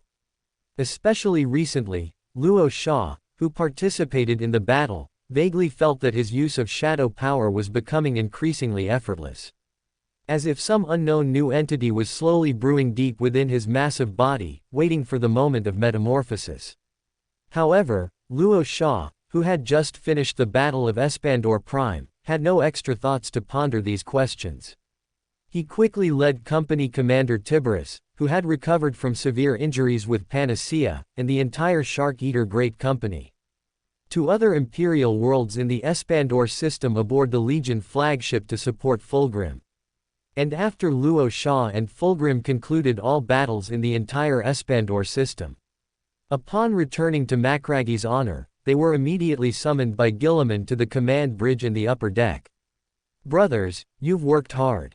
With victories achieved across numerous battlefields in the Espandor system, and countless demon bells destroyed, Mortarian's proud Nurgle's warp's corrupting influence on countless Imperial worlds is decreasing and even receding. To some extent, it seems we have successfully cut off the supply route from the Calamity Star cluster to the entire Ultramar, which means we have temporarily gained the initiative and the upper hand in this war. Regent Guilliman, whose bronze face remained solemn, said in a deep voice to Luo Sha and Fulgrim, who were frantically eating. Immediately after, wearing his armor of fate, he quickly raised a large hand. A fingertip pointed to the projection device continuously displaying the entire Ultramar system in front of everyone. But we also know that our traitor brother Mortarian will not easily give up. Based on the flow of the warp energy observed by librarians and some psychers from various Astartes companies in the warp, and the intelligence I've compiled from countless Imperial worlds, Mortarian's Death Guard Legion and a large number of Nurgle demons seem to be launching an extremely fierce assault on an ancient world previously used to train Ultramarines, Parmenio. Although it has not yet completely fallen, it is only a matter of time before it becomes the next large-scale battlefield. Furthermore, there have reportedly been some ominous signs on Hospital World Yax, another world I temporarily used to house a large number of wounded. I have dispatched the Grey Knights 7th Brotherhood to investigate and see if they can achieve some delaying effect. Brothers, I now suspect that Mortarian isn't just trying to cause trouble for me by invading Ultramar, he might have other motives. At this moment, the words from Regent Guilliman made Luo Sha, who was vigorously chewing, quickly swallow all his food. He lightly tapped his slightly furrowed brow with a vibranium hand, and thoughtfully said, Guilliman, don't speak yet, let me recall carefully, I've participated in too many battles over the years, and some important things have been temporarily forgotten. Wait, I remember. When I descended, the Emperor once used my body and consciousness to prematurely destroy the ultimate divine plague that the Great Unclean One of Nurgle, Kugas, was diligently refining. I remember it was an ultimate disease that could kill Primarchs, and even all those protected by the Emperor. Hiss, Guilliman, you were indeed right, Mortarian does have other motives, his target is most likely you. But my mortal experience of dying in battle is too fast, and I know nothing of what will happen in the future. Hearing Luo Sha's words, Guilliman subconsciously shook his head. He slightly narrowed his eyes, seemingly rapidly calculating various data and battlefield situations in his mind. Then, Guilliman, whose gaze shifted, suddenly looked intently at Luo Sha and Fulgrim, and said in a heavy tone, Brothers, if the current situation continues, I believe a battle between us and Mortarian is inevitable. And even in the face of the divine plague you mentioned, capable of killing Primarchs, we must fight it. But I also believe that the unified will to fight, with the three of us Primarchs working together and fighting side by side, is enough to overcome the numerous obstacles and death traps set by the traitor Primarch. We will completely disrupt all his malicious plans, and ultimately destroy all the objectives he wishes to achieve. If possible, I even want to capture Mortarian alive and send him to keep Perturbo company. At this moment, Guilliman's low voice gradually echoed in Luo Sha's and Fulgrim's ears. And after Luo Sha and Fulgrim, who sat next to him, instinctively exchanged glances. The two temporarily gave up their plans to continue eating. They quickly activated their power armor and stood up, moving directly in front of Guilliman. The next second, three large hands with completely different exterior paint colors and slightly different sizes, tightly clasped together. Immediately after, the three Primarchs, who smiled at each other, then joined in a detailed discussion of the next battle. Soon after, with the call to arms issued by Guilliman as regent. Throughout the Ultramar system, those Imperial worlds not yet invaded by Nurgle demons, and many that had been successfully recaptured, successively dispatched more fleets and troops to join this massive mobilization to defend Ultramar. 3 Titan legions, including the Shattered Crown, the Torch Legion, and the Strong Voice Legion, leading 3 Knight houses, also successively joined Guilliman's fleet. And what surprised Luo Sha even more was, among the numerous ships that arrived with the Ecclesiarchy fleet accompanying the Adeptus Mechanicus, the other half of the Legion fleet, primarily composed of the Raven Guard Company and the Blood Raven Company, also strikingly appeared. Within the frigid void, a massive fleet composed of countless ships was steadily advancing towards the Ultramar world of Parmenio. Aboard the Macragi's Honor, at the heart of the fleet, Rorschach, having just removed his kinetic energy armor and handed it to a tech sergeant for maintenance, was in conversation with Blood Raven Captain Gabriel and Shadow Captain Sorali. They were recounting to Rorschach in detail the series of events they experienced after separating from the fleet. It could be said that after the 2 captains decided to head to Macrag to reunite with the Primarch, their fleet's encounters were a mix of good and bad. The good news was that the Blood Ravens and Raven Guard had stumbled upon the Torchbearer fleet while searching for them on a Forge world. The Blood Ravens successfully acquired complete Primaris manufacturing technology and approximately 3 companies of Primaris Marines. The Raven Guard, in addition to the Primaris technology, also obtained 5 companies of Vanguard Primaris. The so-called Vanguard are elite units within the Primaris Astartes, specializing in infiltration and ambush. This perfectly aligned with the Raven Guard's tactical doctrine. Moreover, thanks to the unspoken rule of the 22nd Legion treating all Astartes equally, both the Blood Ravens and Raven Guard smoothly integrated the Primaris units without any complications. As a result, not only did Rorschach's Legion master the Primaris technology, but the strength of the Astartes also increased significantly. However, the bad news that followed caused Rorschach to frown involuntarily. Unlike Rorschach and his companions, who were being relentlessly pursued by the hive mind, the Blood Ravens and Raven Guard encountered more of the Green Orcs' junk fleets. It was because of this that Gabriel and the others finally realized the real reason why they kept encountering Orc fleets after the opening of the Great Rift.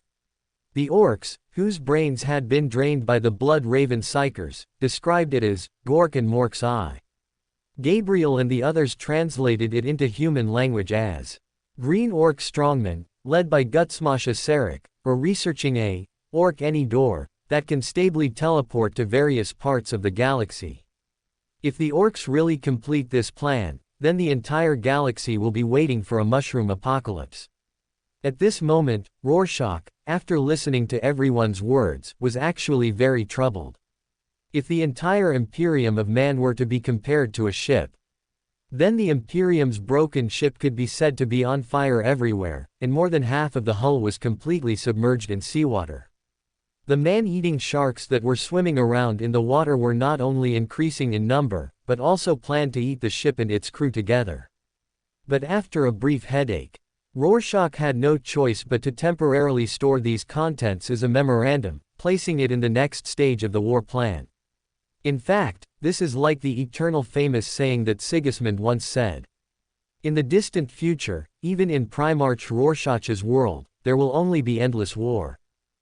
Inside the ship corridor of Macragi's Honor, Rorschach, not wearing his kinetic energy armor, walked forward with an indifferent expression. His brow was furrowed, and he appeared to be preoccupied with something. After all, there were some things he couldn't discuss with Guilliman and others, as Guilliman, as the regent, already had enough responsibilities on his shoulders. Whoever you are, I don't recommend that you fight me. You don't think a Primarch without power armor is an easy target, do you? Just then, Rorschach, who had paused slightly, suddenly waved a huge palm. Rings of metal, each humming, fell rapidly from his thick arm, dancing back and forth above his head. Heh, esteemed Primarch, you are overthinking things. It's just that it's not convenient for me to show myself, so I controlled a servitor to follow you. The next second, a seemingly very old cleaning servitor slowly moved out from the depths of the corridor behind. The emotionless mechanical voice gradually echoed in Rorschach's ears. Rorschach, instinctively narrowing his eyes, immediately turned around to look. He looked down at the cleaning servitor not far away and asked indifferently. The Macragi's honors ship spirit. Or something else that doesn't dare to reveal its true form. At this moment, the cleaning servitor, hearing Rorschach's words, swayed its stiff arm slightly. The other party said in a deep voice. Heh, Primarch, the true ship spirit of this Gloriana-class battleship isn't too willing to pay attention to me. She thinks I'm taking over her territory. Magos Dominus Call greets Primarch. Oh, to be precise, I am only a small part of Call, please call me degraded Call. Call. Rorschach narrowed his eyes and took a deep breath involuntarily. He suddenly raised a huge palm, and the dancing metal rings quickly landed in his palm. What do you want from me? Could it be that the thing I asked you to do has been completed? Heh, esteemed Primarch, I have already said that I am only a small part of Call. To some extent, these are already two completely different personalities. Moreover, because I have been staying on the Macragi's honor for a long time, the agreement between you and Magos Dominus Call, even if I know it, I can't fulfill it for you. Primarch, a patrol team of the Ultramarines will be coming to this corridor in 2 minutes. Should we talk somewhere else? At this moment, the words from degraded Call made Rorschach couldn't help but raise an eyebrow. But believing that he was skilled and daring, he didn't hesitate much, and immediately raised his hand to signal the other party to lead the way. Thus, the cleaning servitor controlled by degraded Call quickly led Rorschach to other cabins. And after both sides confirmed that there was no one else around, degraded Call bluntly said to the Primarch. Primarch, the purpose of my coming to you is very simple. I want to go to another universe that you own to see, perhaps it will give me more inspiration. More importantly, I think your legion lacks a leading figure in technology.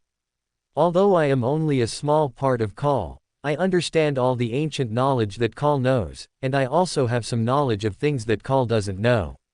So, what do you think? As soon as the other party's voice fell, Rorschach, who was expressionless, didn't seem to be moved by degraded Call's words. He stared at the cleaning servitor in front of him and asked in a deep voice. Degraded Call, is it? What exactly do you want to do? If you tell me the truth, I might consider your request. It's very simple, Primarch. At first, I just wanted to become the Forge General of Mars, but Lord Gilliman rejected my proposal. Then I thought, why don't I ask another Primarch? After all, you have an undiscovered universe. That's more than just the position of a Forge General. Even re-establishing a new Adeptus Mechanicus would be more than enough, don't you think? At this moment, degraded Call seemed to be alluding to something as he said to Rorschach. Dozens of void days later, an assault formation composed of one massive ship after another was unleashing countless laser beams and brilliant light lances into the cold void ahead. The Macragi's honor, specifically assigned to support the entire fleet, quickly erected a void shield that ordinary firepower could hardly shake, while continuously firing devastating macrocannon volleys from its bow. At this moment, countless fierce attacks repeatedly bombarded the void shields erected by the Death Guard fleet, occasionally succeeding in destroying small ships whose void shields had unfortunately overloaded. Simultaneously, as the Imperium's fleet gradually suffered ship explosions and sinkings, the Macragi's honor swiftly launched dense combat groups composed of ship-based interceptors, attempting to quickly create signs of disarray within the Death Guard fleet. Immediately afterward, squadrons of Thunderhawk transports carrying Astartes rapidly departed from within the fleet, heading towards the surface of the world of Parmenio. However, at this point, even without the Death Guard fleet needing to turn their weapon arrays to attack, the Thunderhawk transport squadrons, carrying 500 Astartes, seemed to crash into an invisible defensive force field, quickly turning into a mass of metal wreckage drifting in the depths of the void above Parmenio. Even though Rebute immediately ordered Doom and others to use teleportation barriers to rescue the Astartes, ultimately more than 300 Astartes from different chapters tragically perished.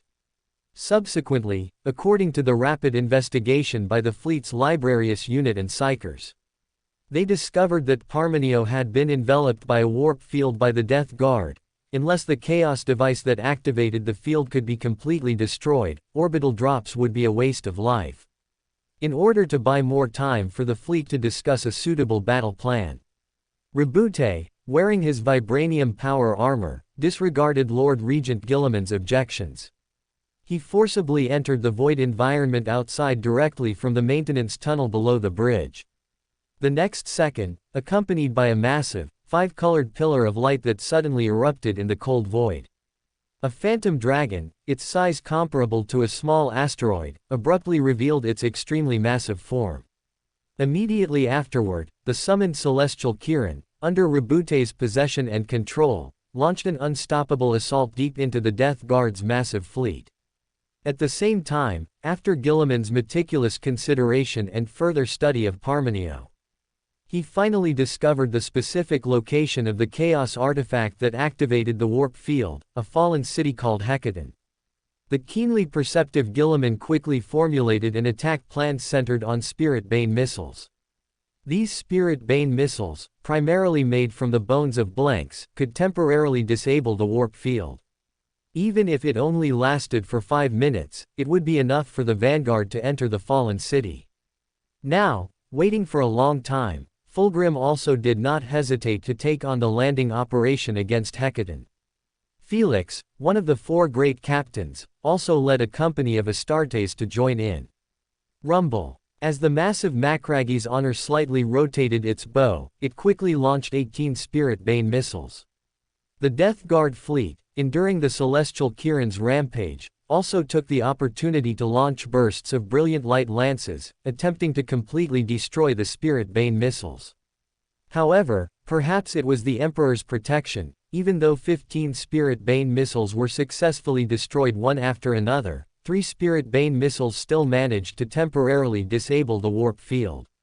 In the next moment, boarding torpedoes, protected by ship-based interceptors, launched a highly dangerous landing operation towards Parmenio like arrows released from a bowstring. Boom! In just a few minutes, the landing torpedoes, with a large amount of frictional fire wrapped around their metal hulls, quickly slammed onto the planet's surface, successfully landing within the confines of Hecaton. As the heavy hatch doors burst outwards, the most elite veterans from more than a dozen chapters, clad in Terminator armor, quickly emerged from inside the boarding torpedoes, carrying a large amount of heavy firepower under Fulgrim's personal leadership. At the same time, inside the last landing torpedo to touch down, a squad of Silent Sisters and a lively death cult assassin also revealed themselves.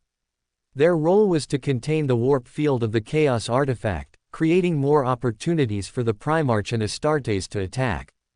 Boom boom boom. The Carcharodons and Silver Skull's Terminator veterans quickly advanced, erecting vibranium energy shields while countless bolter rounds erupted in the air filled with brownish-green poisonous mist. Instantly, Plague Marines and Chaos Astartes, each wielding vile weapons, swarmed out of the buildings, launching a continuous attack against the advancing Imperial forces. Do. For the Grandfather. At this moment, the Death Cult assassin, constantly emitting low, strange laughter and blasphemous slogans, quickly drove his black and red painted mortal power armor, engaging in an extremely fierce head-on collision with the Death Guard wielding corrupted scythes. Immediately afterward, an even more bizarre scene slowly revealed itself amidst this battlefield. Every Death Guard who came into close contact with the Death Cult assassin seemed to completely awaken from the corruption of chaos. They kept inspecting their already inhuman, swollen bodies, subconsciously emitting terrifying screams from within their helmets. At this moment, even the Death Cult assassin, whose thoughts were incredibly chaotic, could not bear the despair and pain constantly revealed by these Death Guard. He could only offer those Chaos Astartes, who had obviously lost their will to resist, a release called death. Chi. Just then, Fulgrim, who was constantly waving his sonic blade to unleash a series of air-splitting strikes, seemed to have discovered this flaw. He immediately ordered the Death Cult assassin and Silent Sisters to quickly gather together. Subsequently, the group wielding melee weapons formed an assault formation under the protection of a large number of Terminator veterans, rapidly charging towards the depths of the city. Before long, the attacking force, successfully traversing countless buildings, finally arrived at the specific location of the Chaos artifact. Fulgrim, as a Primarch, temporarily replaced the heavily damaged Terminator veterans, continuing to launch a frenzied attack against the large number of incoming Death Guard and Nurgle demons.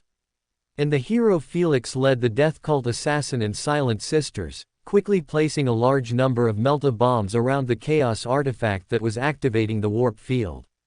Rumble. The next second, as the scorching heat of the Melta bombs raged everywhere and the Chaos artifact was completely destroyed.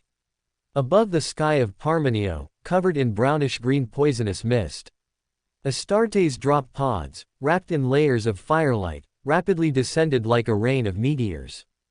The port city of Tyros on the world of Parmenio had not yet been captured by the Death Guard and Nurgle demons. Large numbers of mortal auxiliary and battle sisters were struggling to resist the fierce attacks of the Chaos enemy.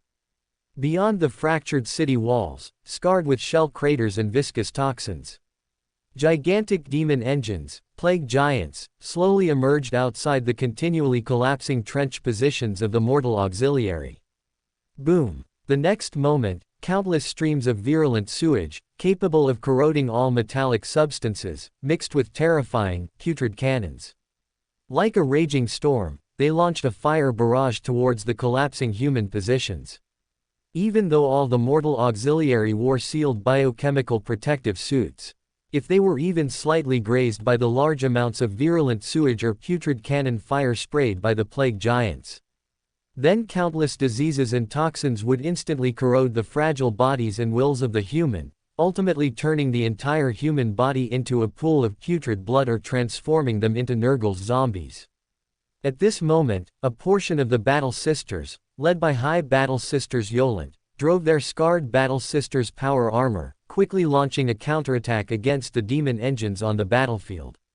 Shouting battle roars, they either worked in groups of 3 to 5, desperately holding back the advancing plague giants, or, at the cost of their own lives, embraced thermo-melt bombs to perish with the demon engines.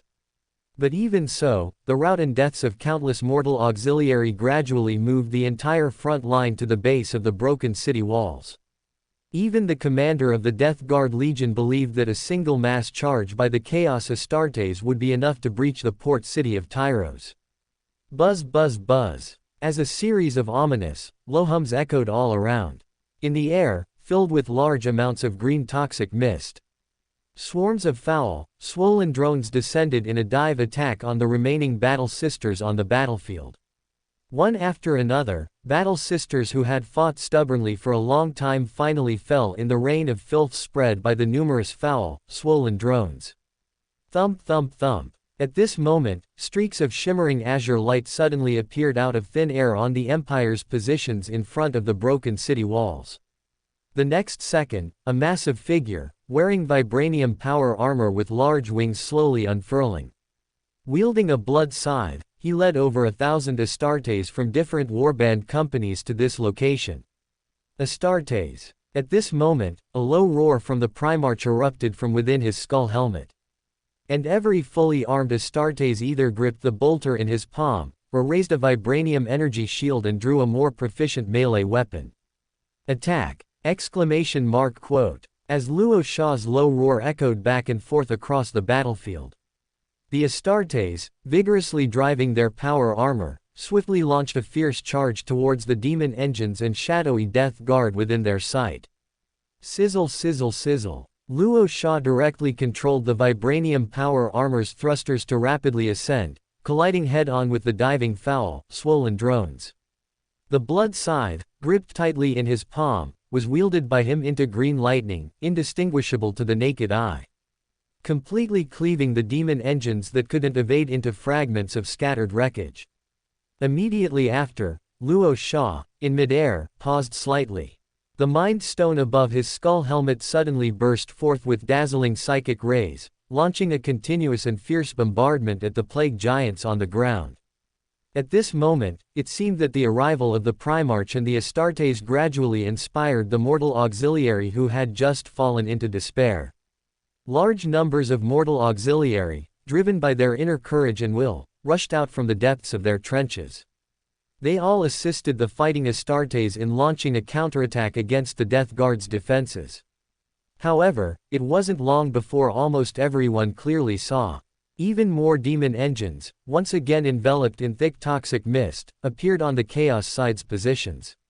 The endless rain of filth and laser beams continuously spewed by the foul, swollen drones not only weakened the combat effectiveness of the Astartes but also caused many mortal auxiliary to lose their lives on the spot. However, just as Luo Sha, rapidly changing his flight direction, was about to continue slaying large numbers of demon engines to buy time for others to attack, his inadvertently shifting gaze suddenly caught sight of a black-haired girl, dressed only in a pure white gown and even barefoot, appearing on the chaotic battlefield. With a sacred expression, she slowly walked across the ground, covered in putrid toxins and broken corpses, like an innocent child who had wandered deep into a forest. In an instant, countless foul rains from the foul, swollen drones continuously fell on the black-haired girl and the surrounding ground, but were instantly purified by her into incredibly pure water. Even more astonishingly, even those mortal auxiliary and Astartes who were suffering from toxins and diseases but had not yet died, all recovered as before, returning to the fight. At the same time, Luo Sha, who was charging back and forth in midair, vaguely noticed that the black-haired girl on the ground seemed to look up and gaze at him. The next moment, streaks of incredibly brilliant golden light suddenly burst forth from the depths of the black-haired girl's purple eyes. Her slender, frail human body also slowly ascended into midair. Demon, retreat. In an instant, a terrifying sound, as if countless male, female, old, and young voices were interwoven and overlapped, continuously erupted from the black-haired girl's mouth. Wherever the horrifying sound waves reached, countless attacking foul, swollen drones and even plague giants froze in place. Then, every demon engine was swiftly blown apart into large amounts of flesh and blood by the Emperor's power. Even many Death Guard, who were fiercely battling the Astartes, threw down the weapons in their palms. They had to hold their metal helmets, covered in signs of decay, and knelt in immense pain on the ground. At this moment, countless quick-reacting Astartes immediately seized the opportunity to attack. They wielded their melee weapons, constantly slaying large numbers of Death Guard who had given up resistance, and rapidly pushed forward the entire front line. At the same time, the massive rout of countless demon engines and the Death Guard seemed to completely drain the black-haired girl in midair of the Emperor's power. Her delicate body rapidly plummeted towards the ground. Buzz buzz buzz. At this moment, Luo Sha, continuously controlling his thrusters, had swiftly streaked across the sky. He rapidly spread his thick arms, and with incredibly gentle movements, embraced the nameless black-haired girl in his arms.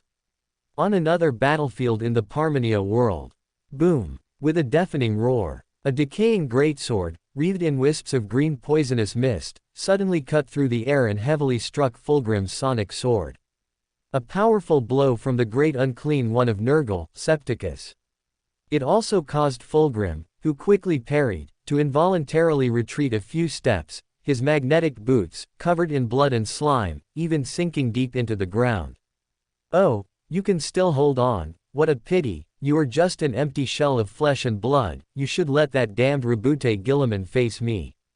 At this moment, Septicus, the great unclean one of Nurgle, who was slowly advancing while stepping on some shattered Astartes corpses, spoke with a low, mocking voice in Fulgrim's ear.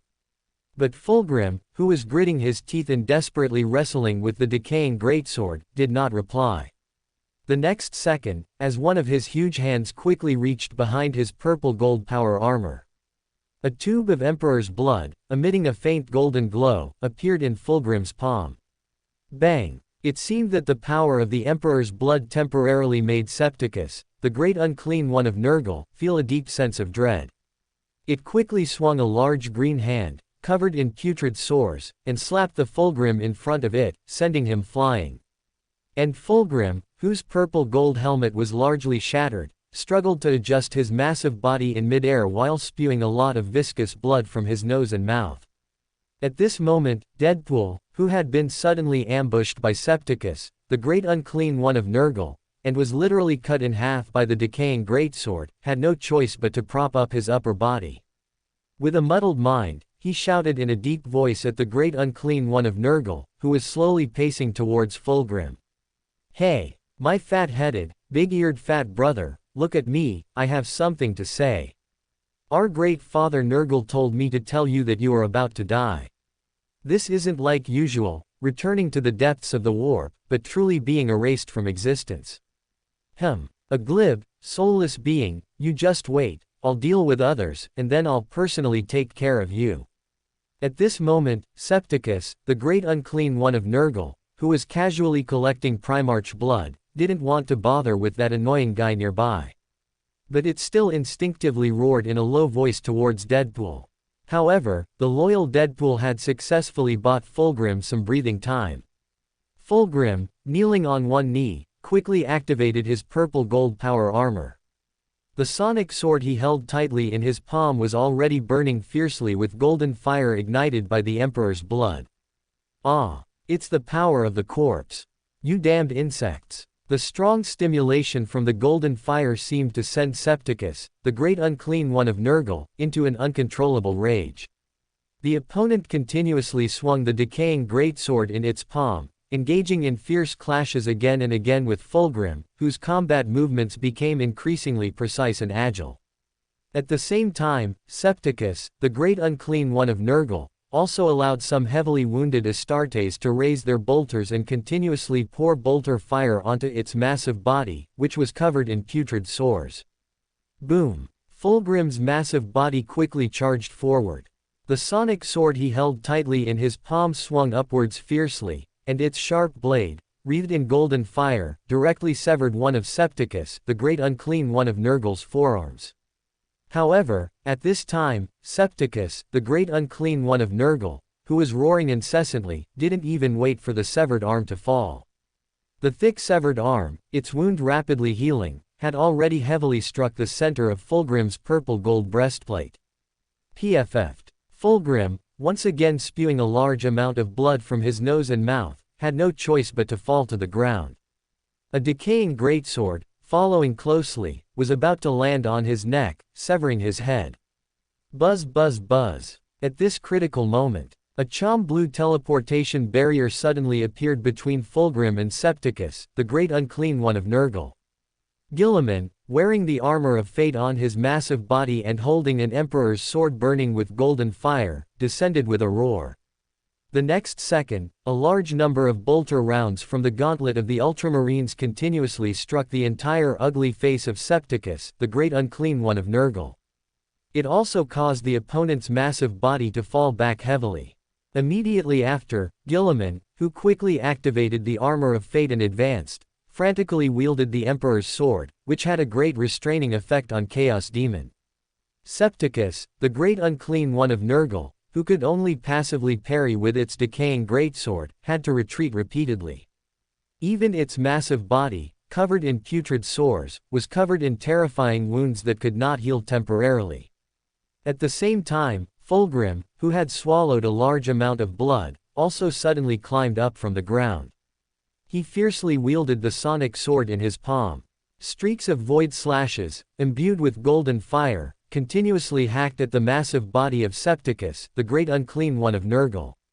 Ah! At this moment, Septicus, the great unclean one of Nurgle, whose massive body was deeply pierced by the Emperor's sword burning with golden fire, threw its head back and let out an extremely painful roar. One of its huge hands continuously slapped towards Guilliman's helmet. It also caused a drop of blood to flow from the cracked helmet of Guilliman. PFF'd. In an instant, with a heavy thud. Fulgrim, whose massive body suddenly leapt from the ground, was accompanied by a fierce rushing wind, and he plunged the sonic sword, whose golden fire was about to extinguish, heavily into the massive head of Septicus, the great unclean one of Nurgle.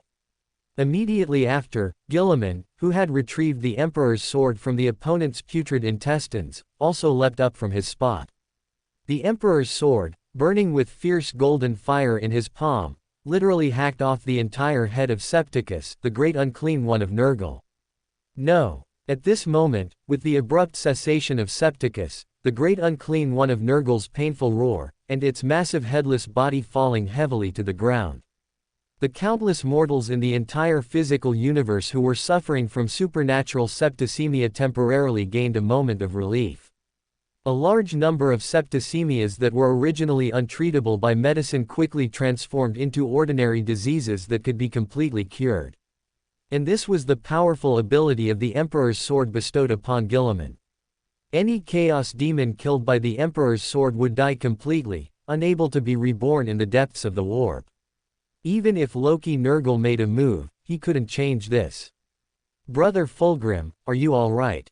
At this moment, Guilliman, who quickly turned around with the armor of fate, asked, looking at Fulgrim, who was breathing heavily while leaning on his sonic sword. "Brother Guilliman, I'm fine, but I might be much weaker than I thought. After all, a mere great unclean one of Nergal can make me struggle." Fulgrim took a deep breath and said to Guilliman with a slightly low morale. But Guilliman did not speak. He just raised a huge hand and heavily patted Fulgrim's purple gold shoulder guard. As more Imperial forces, such as 3 Titan legions and Night Houses, were rapidly deployed to the battlefield, countless Nergal demons and the Death Guard Legion on the world of Pamonia were forced onto the path of destruction. The Imperial Joint Forces, composed of Primarch Luo Sha and Regent Guilliman, once again achieved victory. Not long after, when cities like Hecatan were completely annihilated by orbital bombardment from above due to severe corruption, it also signaled the complete failure of Mortarian's Nergal's warp plan. For a short period, all actions of the Nergal forces seemed to enter a dormant state. Inside the colossal Macragi's honor in the cold void, Luo Sha, surrounded by automatic servo robots meticulously inspecting his vibranium power armor, was meeting with Guilliman and a gloomy Fulgrim not far away. Near the 3 Primarchs, besides their Eldar ally Natas, were War Apostle Matthew and Jerry, the War Rat disciple, among others. "Little brother, that's all the information about the nameless girl. She is currently housed on my flagship, and my apprentice Jessica is taking care of her," Luo Sha said to Guilliman, a hint of fatigue in his brows. "My Lord Primarchs, that child is the vessel of will personally chosen by the Emperor, and a true living saint. She plays a crucial role in the victory of this war." War Apostle Matthew suddenly stepped forward before the frowning Guilliman could speak. After bowing to the surrounding Primarchs, he spoke with a solemn expression. "A living saint. To my knowledge, most living saints in the human empire's history are extremely hypocritical fanatics, and only a very few can be called saints. Matthew, I don't like the innuendo and meaning expressed in your words," Regent Guilliman retorted, his cold gaze turning towards Matthew. "Guilliman, little brother, whether you and I admit it or not, the fact is already before us. Even if the Emperor has not truly ascended to godhood, she is now not far from that boundary. At the very least, there is a seat for the Emperor at the Warp's poker table, otherwise, the human race would not have lasted until today. I used to be disgusted by issues like the national religion, but now I merely view religion as a tool. If believers can be used by me, then that's best. If believers ultimately make mistakes, then I will ruthlessly reduce their numbers. As for whether the Emperor is a god, in my opinion, it's not important.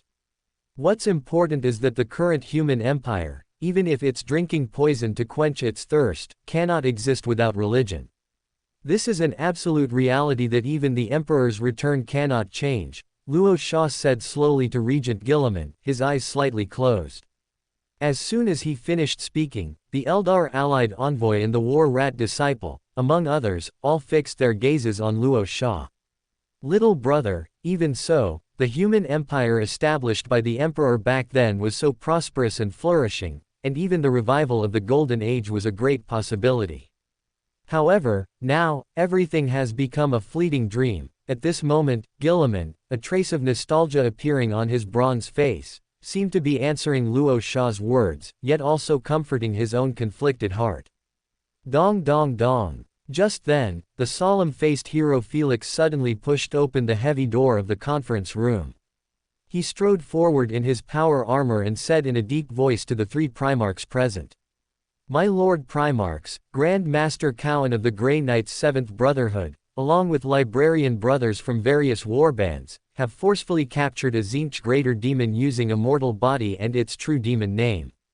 And this blasphemous entity has repeatedly told us that it wishes to personally meet my Lord Primarch. At this moment, the words of the hero Felix clearly stunned everyone present. Only Regent Guilliman and Luo Sha, who had opened his eyes, exchanged glances, and then he slowly said, a Tzeentch Greater Demon. Then let us go meet it and see if we can obtain any useful intelligence. Not long after, Luo Sha and Guilliman, among others, arrived inside a sealed room within Macragi's honor, a room covered in various seals and prayers. In the center of the room, under the watchful eyes of dozens of fully armed librarian brothers, a mortal, firmly bound in place by adamantium chains, was continuously emitting uncontrollable, low, sinister laughter. And Regent Guilliman, stepping into this place, did not hesitate in the slightest. He casually drew the Emperor's sword, which burned with a blazing golden fire, from the waist of his armor of fate.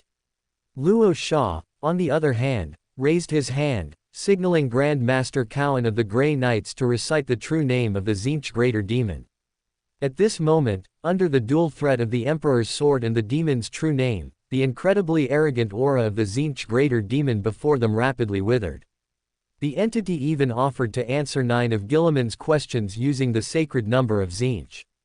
Ultimately, before this Tzeentch Greater Demon attempted to break free and was completely erased from existence by the Emperor's sword in Guilliman's palm, Luo Sha and the others successfully obtained answers to 7 questions from it. First, Mortarion himself is on Hospital World Yax. Second, one of Mortarion's targets is Guilliman himself, but it could also be other Primarchs. Third, Nurgle demons will kill the Primarchs in Nurgle's way. Fourth, Kugas, the great unclean one of Nurgle, has made preparations for evil sorcery. Hospital World Yax will be the final battlefield, and he will use Nurgle's cauldron and the Primarchs, previously lost blood to completely kill the Primarchs. Fifth, Hospital World Yax remains an important node for Nurgle's corruption of Ultramar. Sixth, the method to defeat Mortarion requires a descendant who is both a plague and a cursed person. Seventh, the true location to execute the plan is Nurgle's home, the Garden of Plague. At the same time, as Luo Sha and Guilliman, among others, discussed how much of this intelligence was true, their Eldar ally Natas also used the Eldar's prophetic abilities to confirm some established facts. My Lord Primarchs, if the human empire wishes to win this war, then 2 things must be done. First, your Gene sons must find Nurgle's cauldron and destroy it. Second, my Lord Guilliman must be infected with Nurgle's plague. Even if the opponent's long-planned lethal methods might truly kill the Primarch, such a huge risk needs to be carefully considered for the sake of winning the war. The upper decks of the Tyrant-class cruiser, the Water Monster. Under the dim, scattered light of the passageway, the massive Rogel was slowly activating his vibranium power armor as he walked forward. He had just activated his special stealth ability, jokingly called Invisible Man, and brushed past patrol squads from the Silver Skulls and the Man-Eaters. Soon after, Rogel, moving at a brisk pace, finally arrived at a medical station. Besides a few Astartes undergoing mechanical limb reimplantation surgery or seeking panaceas to restore their lost limbs, Rogel almost immediately spotted the black-haired girl carefully watched over by Jessica. She was cautiously nibbling on a protein energy bar. In fact, if she were just a vessel of will chosen by the Emperor, Rogel, who was becoming increasingly devoid of humanity, wouldn't have cared much, at most offering a few seconds of silent mourning for her sacrifice. But the black-haired girl in front of him possessed a pair of purple eyes. A pair of familiar eyes that Rogel could never forget. However, Rogel, standing in place for a long time, did not activate his vibranium power armor to approach. He finally gazed at the nameless girl conversing with Jessica, then turned and left the place without hesitation. About a dozen minutes later, inside an ancient ritual hall located on the flagship Water Monster, Rogel, slightly raising his head, stared at the massive emperor statue that was over a dozen meters tall in front of him. I have a guess now, and I want to tell it to you. If you don't want to listen, then don't give me a miracle. Her soul, I mean Zoya's soul, has become the most convenient tool in your hands, hasn't it? Or perhaps her soul has already been split into countless fragments, which you have separately stuffed into the bodies of more people, becoming a large number of psionic puppets that can be remotely controlled at the same time.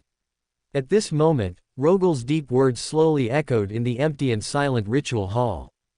The next second, the huge emperor statue in front of Rogel seemed to be granted temporary activity. Strands of psionic flames appeared out of thin air, quickly wrapping around the emperor's sword meticulously carved by mortal artisans. You see, you never respond when I pray to you normally, but when I have some uncontrollable thoughts or signs, you arrive in time. Don't worry, old man, I'm not as fragile as you think. I'm not one of those giant infants who can't even manage a rebellion. Since I'm saying it in front of you, it's to prevent chaos from finding loopholes in my thoughts in the future.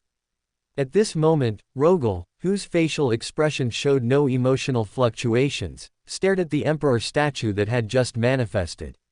He said calmly. However, perhaps the emotions that had been suppressed deep in his heart temporarily broke through the shackles of reason. Rogel, suddenly widening his eyes, abruptly raised a vibranium hand, pointing at the emperor statue and roaring. I understand your plight and the difficulties facing the Imperium of Man.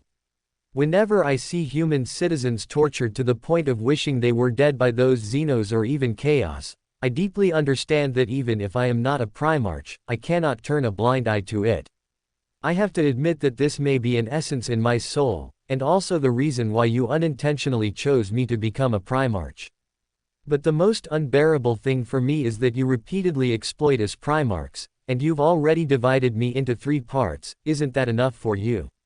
Why do you have to spare even a human girl whose life hasn't even begun? She believes in you so much, loves you so much, but this is what she gets in return. Have you ever considered what separates you from the Chaos Gods? At this moment, Rogel's roar resounded like thunder throughout the entire ritual hall. If anyone could hear what he was saying now, they would probably instantly think that Rogel had reached the edge of launching a rebellion. However, the strands of psionic flame still slowly burning on the emperor statue did not produce any fluctuations. It seemed that the emperor was unfazed by Rogel's slight rebellious tendencies. Haha, I'm just arguing with you. You probably believe that I can't abandon the companions gathered around me, and the countless Gene sons and mortal warriors who trust me, right? Rogel, taking a deep breath, seemed to have vented the resentment in his heart. He gave a self-deprecating sneer, then abruptly activated his vibranium power armor, intending to leave the emperor statue. Buzz buzz buzz. Just then, the massive psionic flames wrapped around the emperor statue seemed to instantly brighten.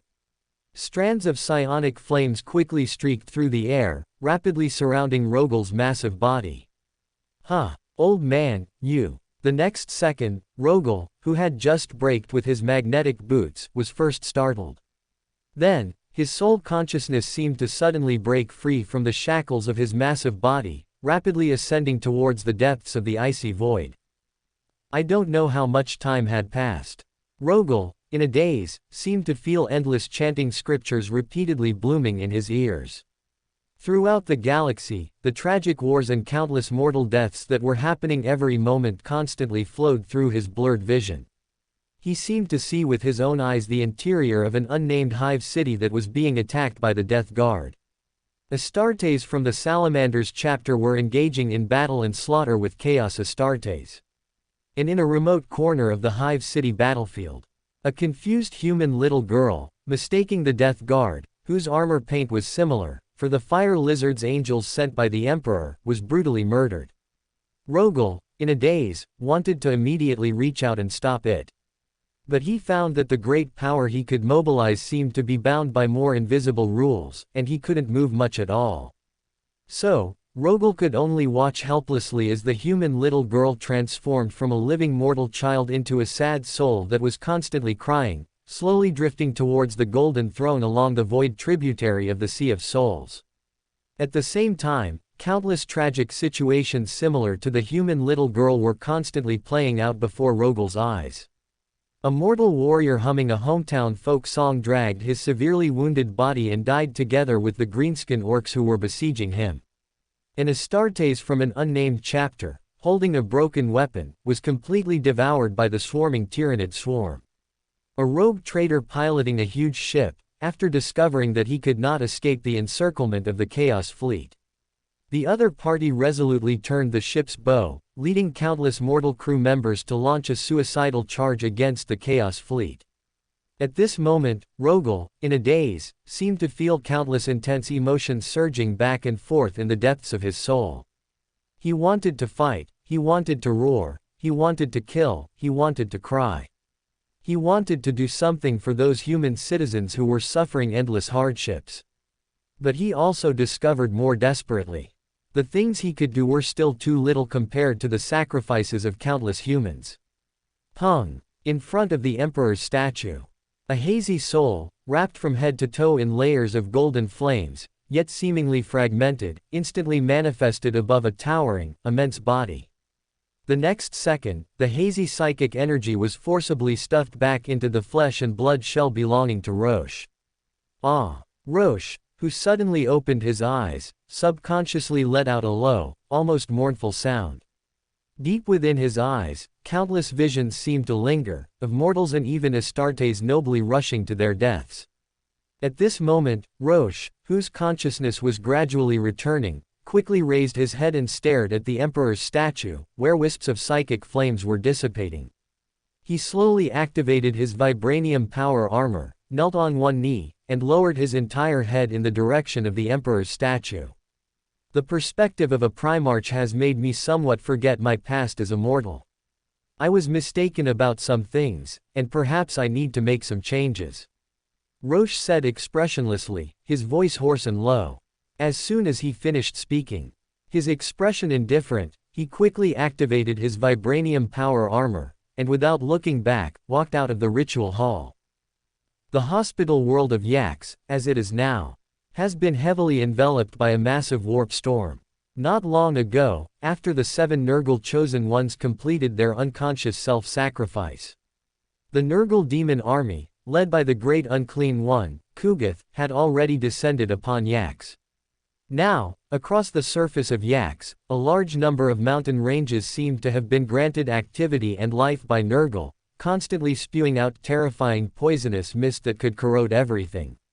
Countless plants and animals either became pools of highly toxic bones soaked in fetid swamps, or were fortunate enough to gain biological characteristics that could threaten the Astartes. Now, this is no longer the hospital world of Yax belonging to the Imperium of Man, but the plague planet belonging to the forces of Nurgle. Rumble. Dozens of massive god machines from the Adeptus Mechanicus constantly drove forward their pairs of extremely magnificent metal limbs, quickly striding across the swampy battlefield covered in blood and poisonous mist. Countless gray, white and green intertwined mists constantly flowed across the outside of their heavy armor, vaguely setting off layers of void shields that had not yet been fully activated. The next moment, with the fierce bombardment of volcano cannons and whirlwind missiles, carrying terrifying roars, the void shields of several Warhound Titans at the forefront were completely overloaded.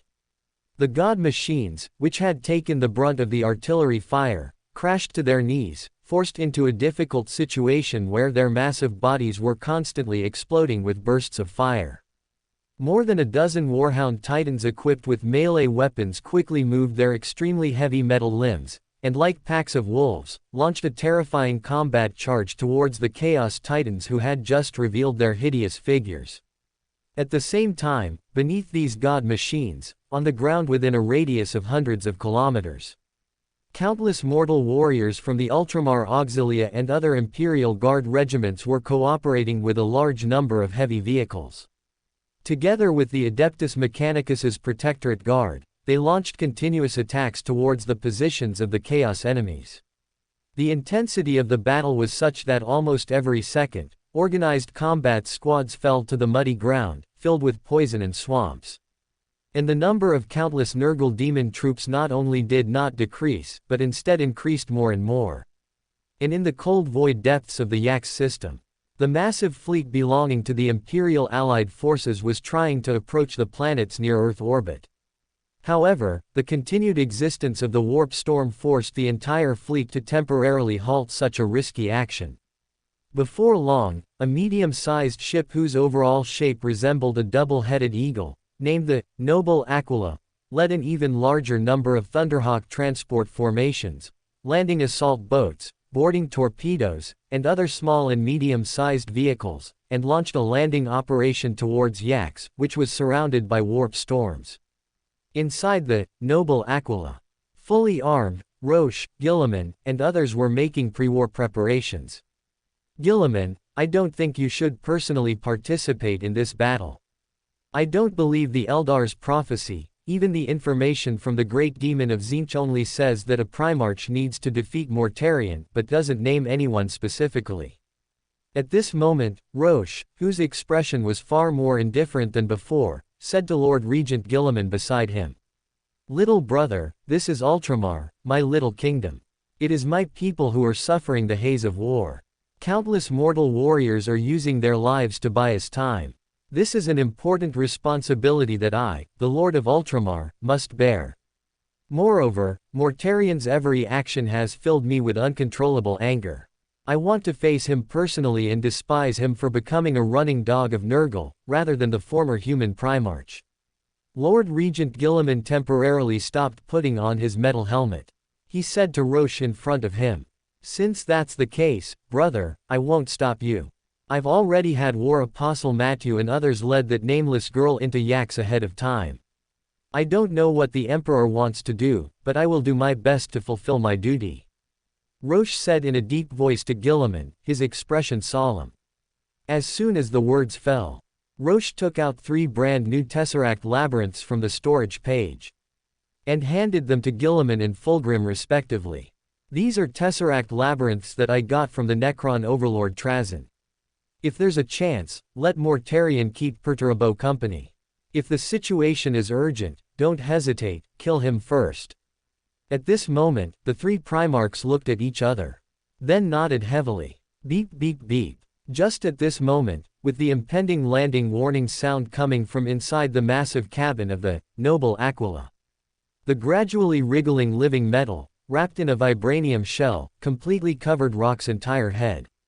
Come on, my brothers, let all of us give Mortarion and the Chaos God Nurgle a lifelong unforgettable lesson. Rock's muffled, low voice quickly echoed throughout the entire cabin. Thump thump thump. Dozens of honor guards from the Ultramarines, and a Custodes Tribune, stood behind Lord Regent Guilliman. The Terminator Guard, who had been following Rorschach in his eastern and western campaigns, also stepped forward with more heavy firepower. Carcharodon's chapter master Tyberos and the Silver Skull's librarians, led a large number of First Company veterans, and directly followed behind Fulgrim's massive body. For the Emperor. Boom. One after another, landing torpedoes slammed into the reeking, swampy, bloody battlefield. Large numbers of Astartes from over a dozen warbands, including the Ultramarines, Nova Marines, Roaring Griffins, Silver Skulls, Raven Guard, and Carcharodons, rushed out of the landing torpedoes. They swiftly raised vibranium energy shields, produced from their homeworld, and wielded heavy firepower weapons in their palms. They launched a fierce assault against the Roaring Demon engines and the Death Guard. At the same time, the Carcharodon's Captain Tyberos, led by Fulgrim, along with the Silver Skull's librarian and others, swiftly charged and killed across the entire battlefield. However, their crucial mission was not to break through the Nurgle Foss's front lines or eliminate more Nurgle demons. Instead, it was to directly head to the terrifying source where the warp storm was constantly rising and utterly destroy the existence of Nurgle's cauldron. Although Luo Sha knew that his past self from his mortal period was still fighting desperately in a corner of the battlefield, and that the great unclean one of Nurgle, Kugas, would most likely die by his hand. However, he could not be sure if Mortarion would change this. Therefore, the existence of Fulgrim and others was to ensure that the predetermined facts must occur on time. After Luo Sha and Guilliman descended to the surface, They first quickly cleared out the demon engines and Death Guard within their line of sight with their Primarch-level combat power. Subsequently, Guilliman, who had temporarily understood the battlefield situation, dispatched thousands of Astartes companies to each defensive line, continuing to fortify the first landing city, which had not yet fallen. Currently, nearly 80% of the planet's surface had been reduced to cursed land. The human empire's positions were being constantly encroached upon by countless Nurgle demons. Perhaps for all the mortal civilians who felt a sense of relief and excitement due to the arrival of Regent Guilliman and Primarch Rorschach. The descent of the Emperor's children signified the birth of the path to salvation. The brave and fearless Astartes would surely reclaim this planet, which was about to become Nurgle's plaything. However, only Rorschach and Guilliman knew. X was about to become a grand stage for the Primarchs, where a tragic fratricidal drama of clashing blades and bolter fire would unfold. Inside the most magnificent ancient building of the first landing city, Rorschach, wearing vibranium power armor on his massive body, held the blood scythe in his palm and stood in front of the window. His gaze passed through the colorful glass. He watched the splendid sermon of War Apostle Matthew on the street below. At this moment, countless ragged, fanatical believers continuously leapt around Matthew's massive war vehicle, ceaselessly praising the names of the Emperor and the Divine Son. Even though I now have several clone brothers, knowing that my mortal self is fighting nearby is truly a novel experience that cannot be expressed in words, Rorschach muttered, narrowing his eyes. Little brother, I also don't know if it was right or wrong for you and I to allow War Apostle Matthew to initiate this witness expedition. Perhaps giving countless mortal believers a suitable end is also a form of mercy. Guilliman, who was constantly coordinating the Astartes to maintain the battlefield defense, suddenly said, distracted. This is Matthew's destiny, and the destiny of countless believers, and even our destiny. Rorschach, his expression gradually returning to indifference, turned his vibranium power armor. He gazed at Guilliman, who was seated on a massive throne, and said faintly, counting the time, Mortarion should already know we have arrived here. If I am not mistaken, his targets, besides you, should also include me. Little brother, you, Regent Guilliman's words were not yet finished.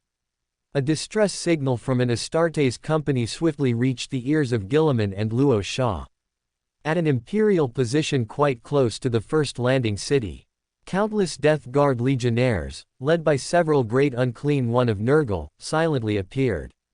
The casualties of many Astartes companies rapidly increased, and the mortal warriors' armored companies also suffered heavy losses.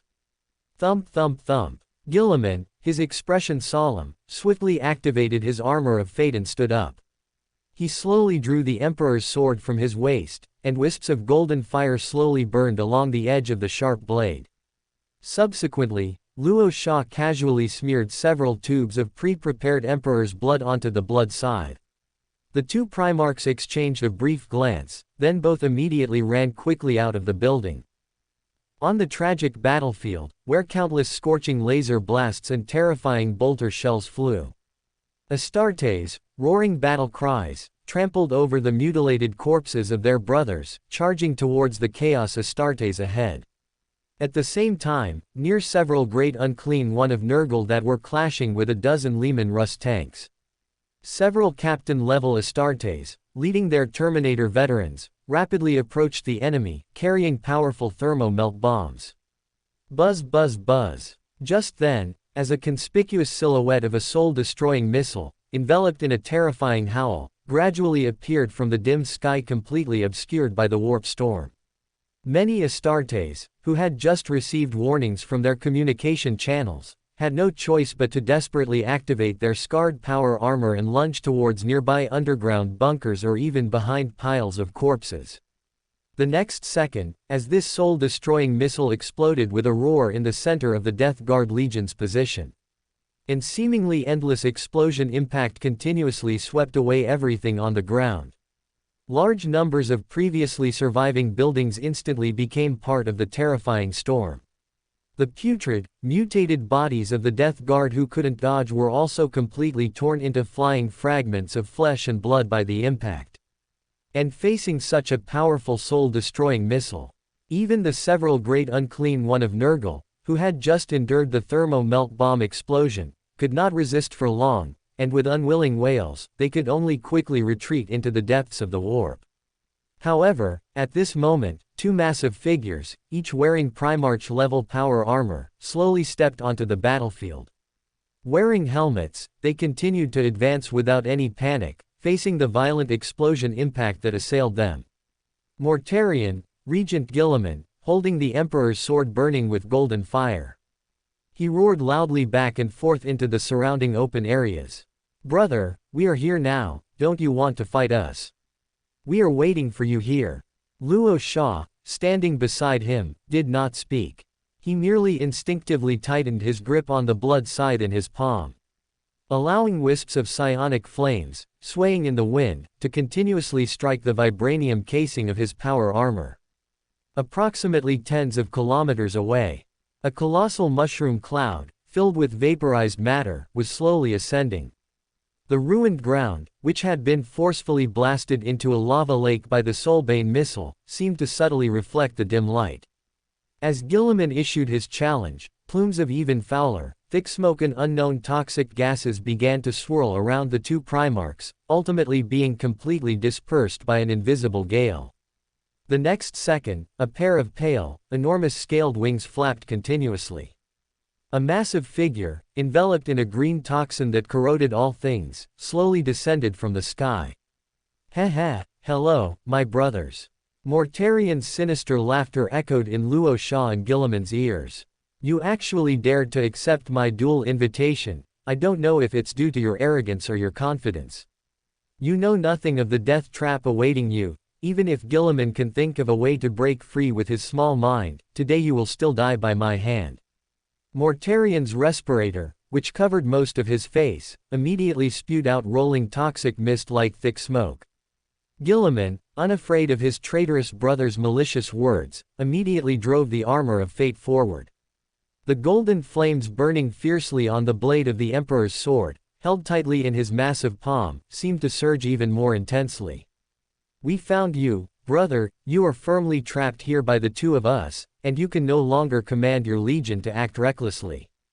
Now, the situation on the field is 2 against 1, even if we play a war of attrition with you, you won't be able to resist for too long, right?" At this moment, Guilliman's calm words echoed in the surrounding foul air. Luo Sha, taking a deep breath, swiftly activated his vibranium power armor, which glowed with a faint golden light. He instinctively tightened his grip on the blood scythe in his palm and strode forward. "Heh, Guilliman, and my disgusting little brother, do you think I came unprepared for this? I told you, today this great plague star will be both of your tombs." Mortarion's low laughter once again echoed in Luo Sha and Guilliman's ears. And with his words, and the scythe's silence suddenly raised in his palm. Thump thump thump. 7 immensely massive great unclean ones of Nurgle, like decaying mountains of flesh, appeared with terrifying figures, each wielding a putrid greatsword entwined with deadly plague. They either let out sinister snickers or maintained a jovial, friendly demeanor, quickly arriving behind Mortarion. However, at this moment, Guilliman, who had already anticipated Mortarion would have more reinforcements, swiftly sent out a secret communication code. Just a few breaths later, a large group of librarians from various warbands, along with their Aeldari ally Natas and others, quickly appeared prominently in the distance. The next second, waves of psionic power amplification from the librarians suddenly traversed the long distance, continuously falling upon the massive bodies of Guilliman and Luo Sha. Natas, the Aeldari ally holding a staff, then commanded many librarians to channel more psionic power into her slender body. In an instant, a vast energy field, covered in runic symbols, completely inverted the dueling arena where the 3 Primarchs stood. Just them. A petty trick of a hateful wizard. "Guilliman, are you ready? Since Fulgrim could easily defeat you back then, now it's my turn. Ah, and my dear little brother. In the past, you could escape punishment by using your avatar, but now your true body is here, where can you run? Oh, I truly love this job of killing you. At this moment, Mortarion, his massive scaled wings flapping incessantly, suddenly brandished the scythe Silence, which was enveloped in a large amount of toxic mist. He spoke to Guilliman and Luo Sha before him with a mocking tone. "Run, Mortarion, I never intended to run. I'm going to twist off your head and kick it like a ball." At this moment, Luo Sha, who had been silent for most of the day, finally spoke. As soon as his words fell, Luo Sha, suddenly brandishing the blood scythe, and Guilliman beside him, with the unspoken understanding between Primarch brothers, preemptively charged towards Mortarion. Boom! In an instant, the Emperor's sword, burning with golden flames in Guilliman's palm, and the scythe Silence, enveloped in terrifying toxic mist, clashed heavily. Continuously colliding, they unleashed blossoming psionic flames and foul-smelling toxic mist. And when the blood scythe in Luo Sha's palm, also enveloped in fiercely burning golden flames, cleaved down towards Mortarion with its sharp edge. Thump thump thump. The 7 putrid great swords from the 7 great unclean ones of Nurgle all extended forward simultaneously, then firmly parried Luo Sha's powerful attack. At the same time, Guilliman and Mortarion, who were grappling with their melee weapons, seemed to nod slightly at each other. They immediately retreated a few steps. Following this, the two Primarchs, once brothers, reactivated their power armor and continued to swing the weapons in their palms, launching terrifying and awe-inspiring bombardments at each other. Buzz buzz buzz. At this moment, a series of crisp yet deep metallic collision sounds suddenly resounded all around.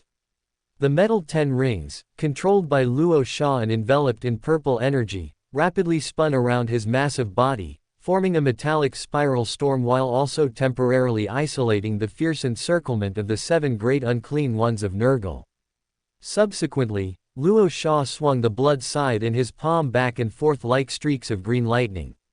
He desperately launched an even more intense attack against one of the great unclean ones of Nurgle.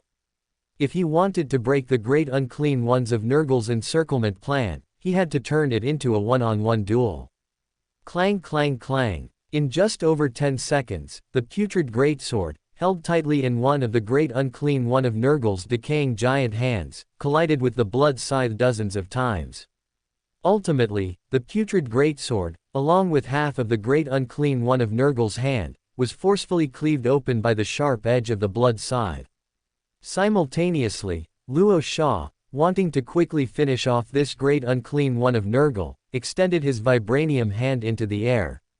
Several vortex grenades from his storage page quickly appeared in his palm. Rumble. Before this targeted great unclean one of Nurgle could let out an extremely furious, low roar at Luo Sha. A vortex grenade, exploding in midair, instantly unleashed a terrifying vortex like a miniature black hole. It forcefully sucked the great unclean one of Nurgle, who was about to launch a flesh mountain charge, into the depths of the vortex. However, at this moment, before Luo Sha, who had just eliminated one great unclean one of Nurgle, could resume his attack on the other great unclean ones of Nurgle, Guilliman, who was passionately clashing with Mortarion, was suddenly engulfed by the terrifying toxic mist erupting from the scythe Silence.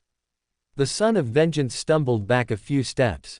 The armor of fate, glowing with blue-gold hues, quickly activated its internal muscular defense system, rapidly repairing and purifying the damaged areas of Guilliman's massive body.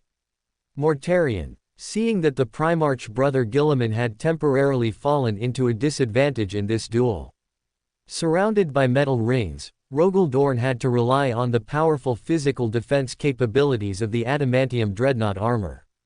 As well as the energy shield from the rosary, he forcibly withstood the terrifying bombardment of several great unclean ones, and his entire massive body was even forcibly lifted off the ground by the corrupted greatsword. At this moment, Rogal Dorn, whose magnetic boots had just left the ground, did not give the great unclean ones more opportunities to attack. He took this opportunity to quickly adjust the overall posture of the adamantium dreadnought armor. While wisps of dark shadows emanated from his body, he suddenly unleashed Shadow Step. Rogal Dorn, like a shadow arrow fired out, quickly collided head-on with Mortarion, who was approaching Guilliman. Boom! In an instant, the Scythe of Blood, with green light lingering on its sharp edge, and the scythe silence, constantly overflowing with terrifying poisonous mist, collided fiercely. Rogel Dorn, the last Gene-Sire, and the traitor Gene-Sire Mortarion once again engaged in a fierce battle. Tisk, how can I let you, a bastard with no right to interfere, in a duel between brothers? Mortarion, who suddenly pulled back the scythe silence, looked down at Rogel Dorn and uttered mocking words in a low voice. It quickly and fiercely inserted the rear hook of the scythe silence into Rogel Dorn's adamantium chest armor. And Rogel Dorn immediately used his long-standing muscle memory and combat experience to respond. He violently reversed the Scythe of Blood in his palm, and quickly used the side of the Scythe of Blood's blade to forcibly parry Mortarion's poisonous stinger. Haha, Mortarion, for you, a traitor Primarch who is unfaithful and unfilial, everyone has the right to punish you.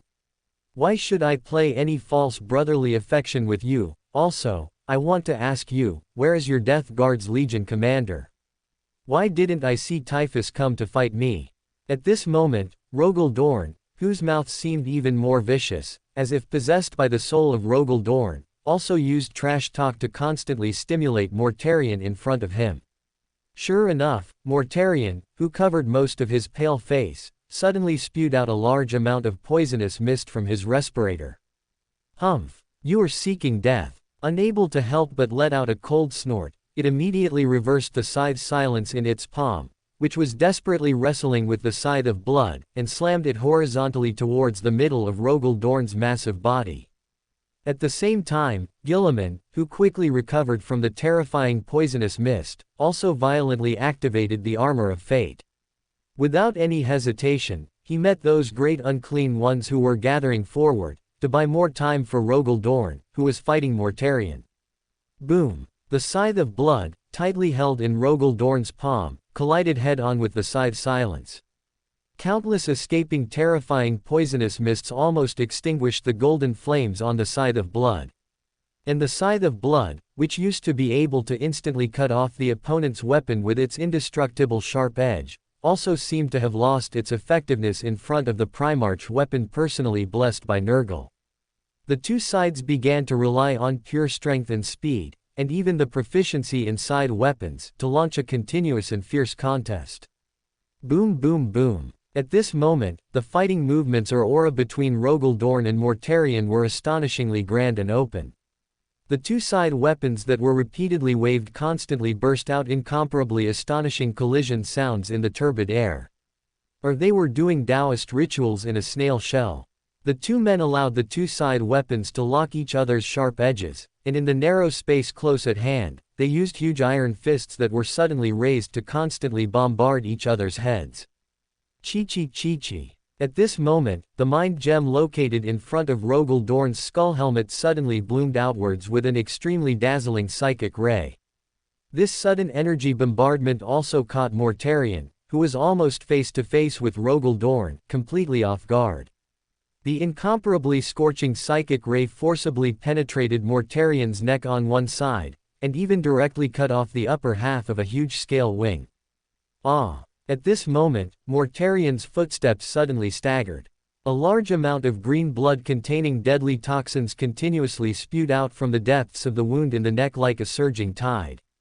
The other party seemed to panic and raised a huge palm, trying to block the hideous wound in the neck. However, Rogel Dorn, who reacted quickly, immediately drove the adamantium dreadnought armor forward quickly. He planned to raise the Scythe of Blood in his palm and chop off Mortarion's entire head with one blow. Poochie. A refined adamantium dagger with a more gorgeous and slender overall shape was unexpectedly stabbed by Mortarion's other huge palm into the gap in Rogel Dorn's adamantium dreadnought armor, piercing his violently beating heart. A wisp of light golden blood that quickly surged up from the depths of his throat temporarily interrupted Rogel Dorn's low words. He had already clearly felt a divine plague toxin that was enough to obliterate his soul, and even his consciousness was spreading from the damaged heart to all parts of his body. Our other brother, Fulgrim, asked me to say hello to you for him, little brother. At this moment, Mortarion, who had originally pretended to be panicked, slowly released the huge palm holding his neck. and in Rogel Dorn's rapidly blurring dim vision. Mortarian's hideous wound had already healed. Heh, poor little brother, seeing that you are about to become my real brother, I can tell you clearly that when dealing with us who believe in the great Father Nurgle, you cannot make any judgments based on whether the injury is fatal or not.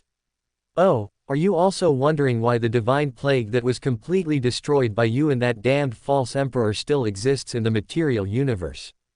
It's time, my brother, you wouldn't think that only you can control time, would you? The great Father Nurgle temporarily bestowed the divine plague that still existed in the past to me now, and this exquisite dagger given to me by Fulgrim also allows me to preserve another divine plague that kills on contact. Mortarian's vicious words slowly echoed in Rogel Dorn's almost deaf ears. The massive body of the loyal Primarch, who could no longer move, was also pushed to the ground by Mortarian, making an extremely heavy collision sound.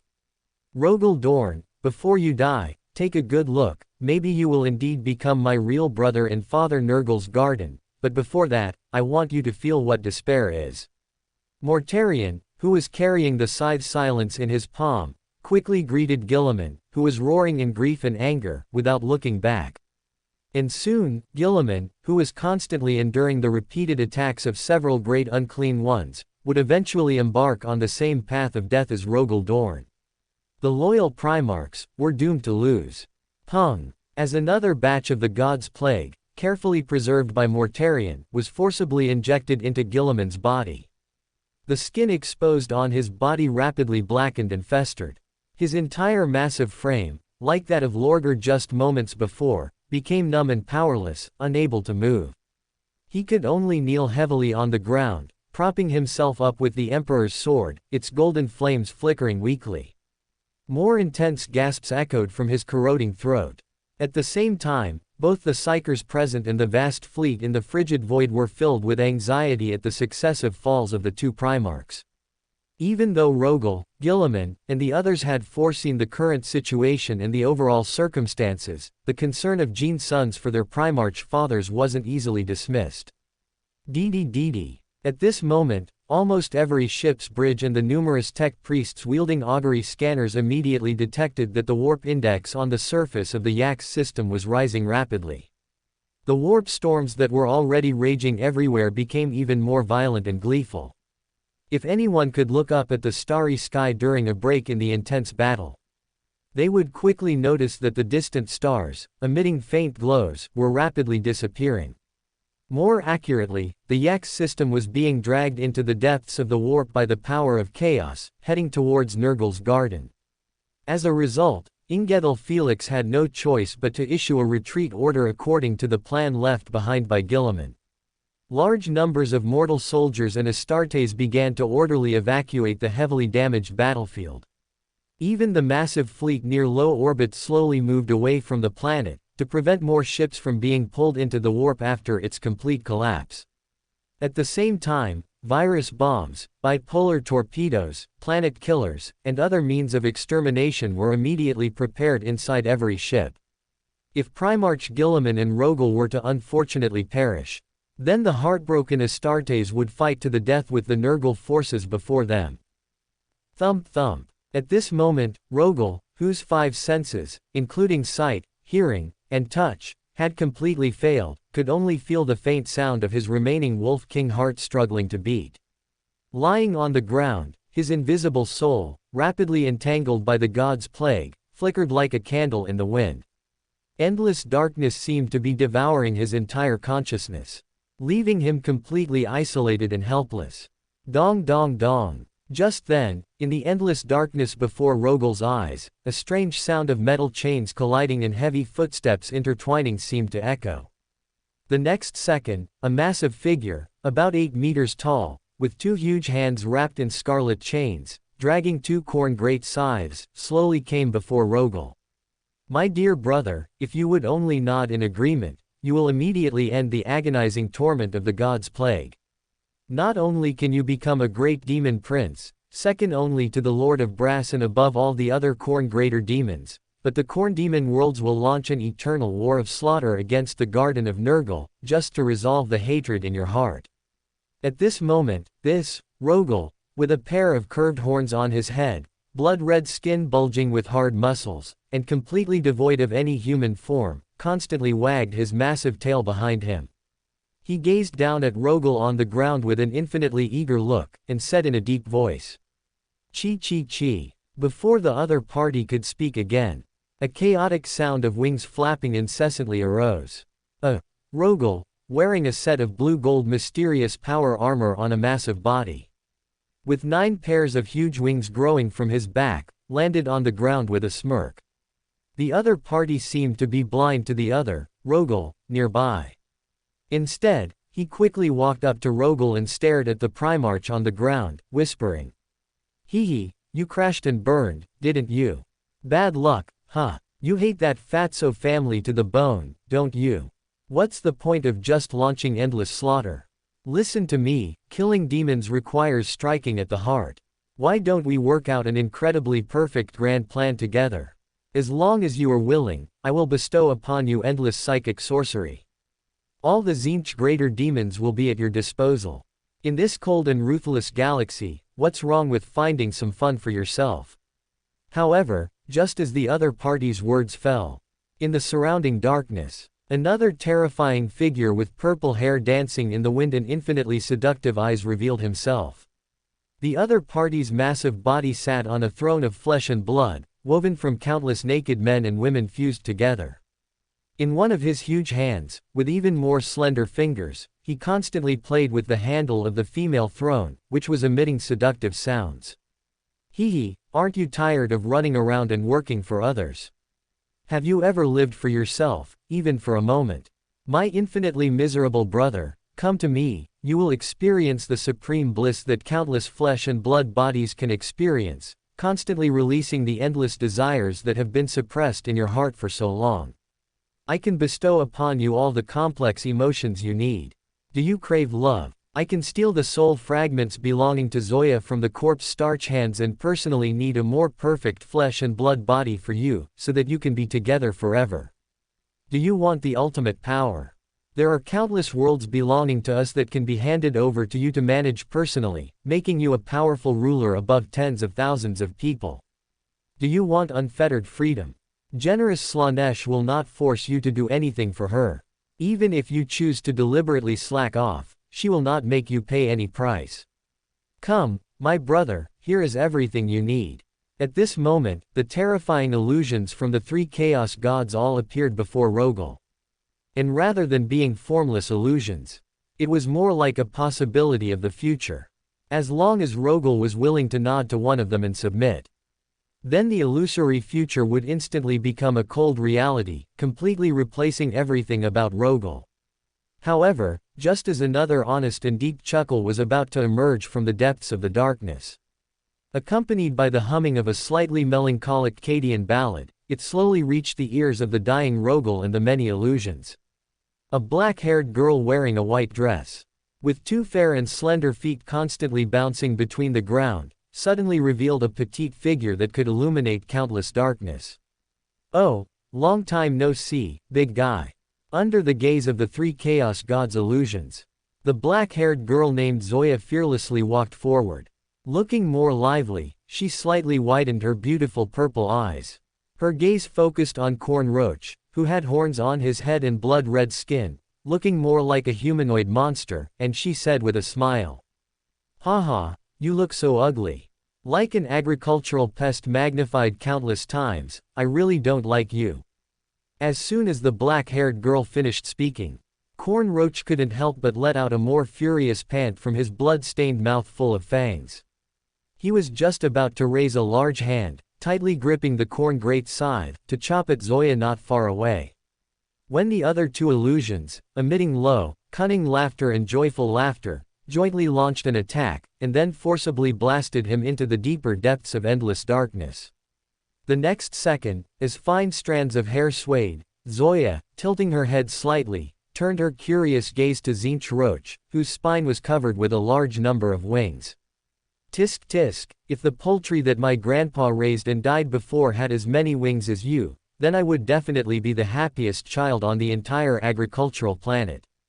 However, the way you smile doesn't look like a good person at all." You look like a guy with a belly full of bad ideas, so stay away from my roach. Zoya's words completely froze the expectant smile on Tzeentch Roach's face. His face quickly turning gloomy, he glared fiercely at the black-haired girl in front of him.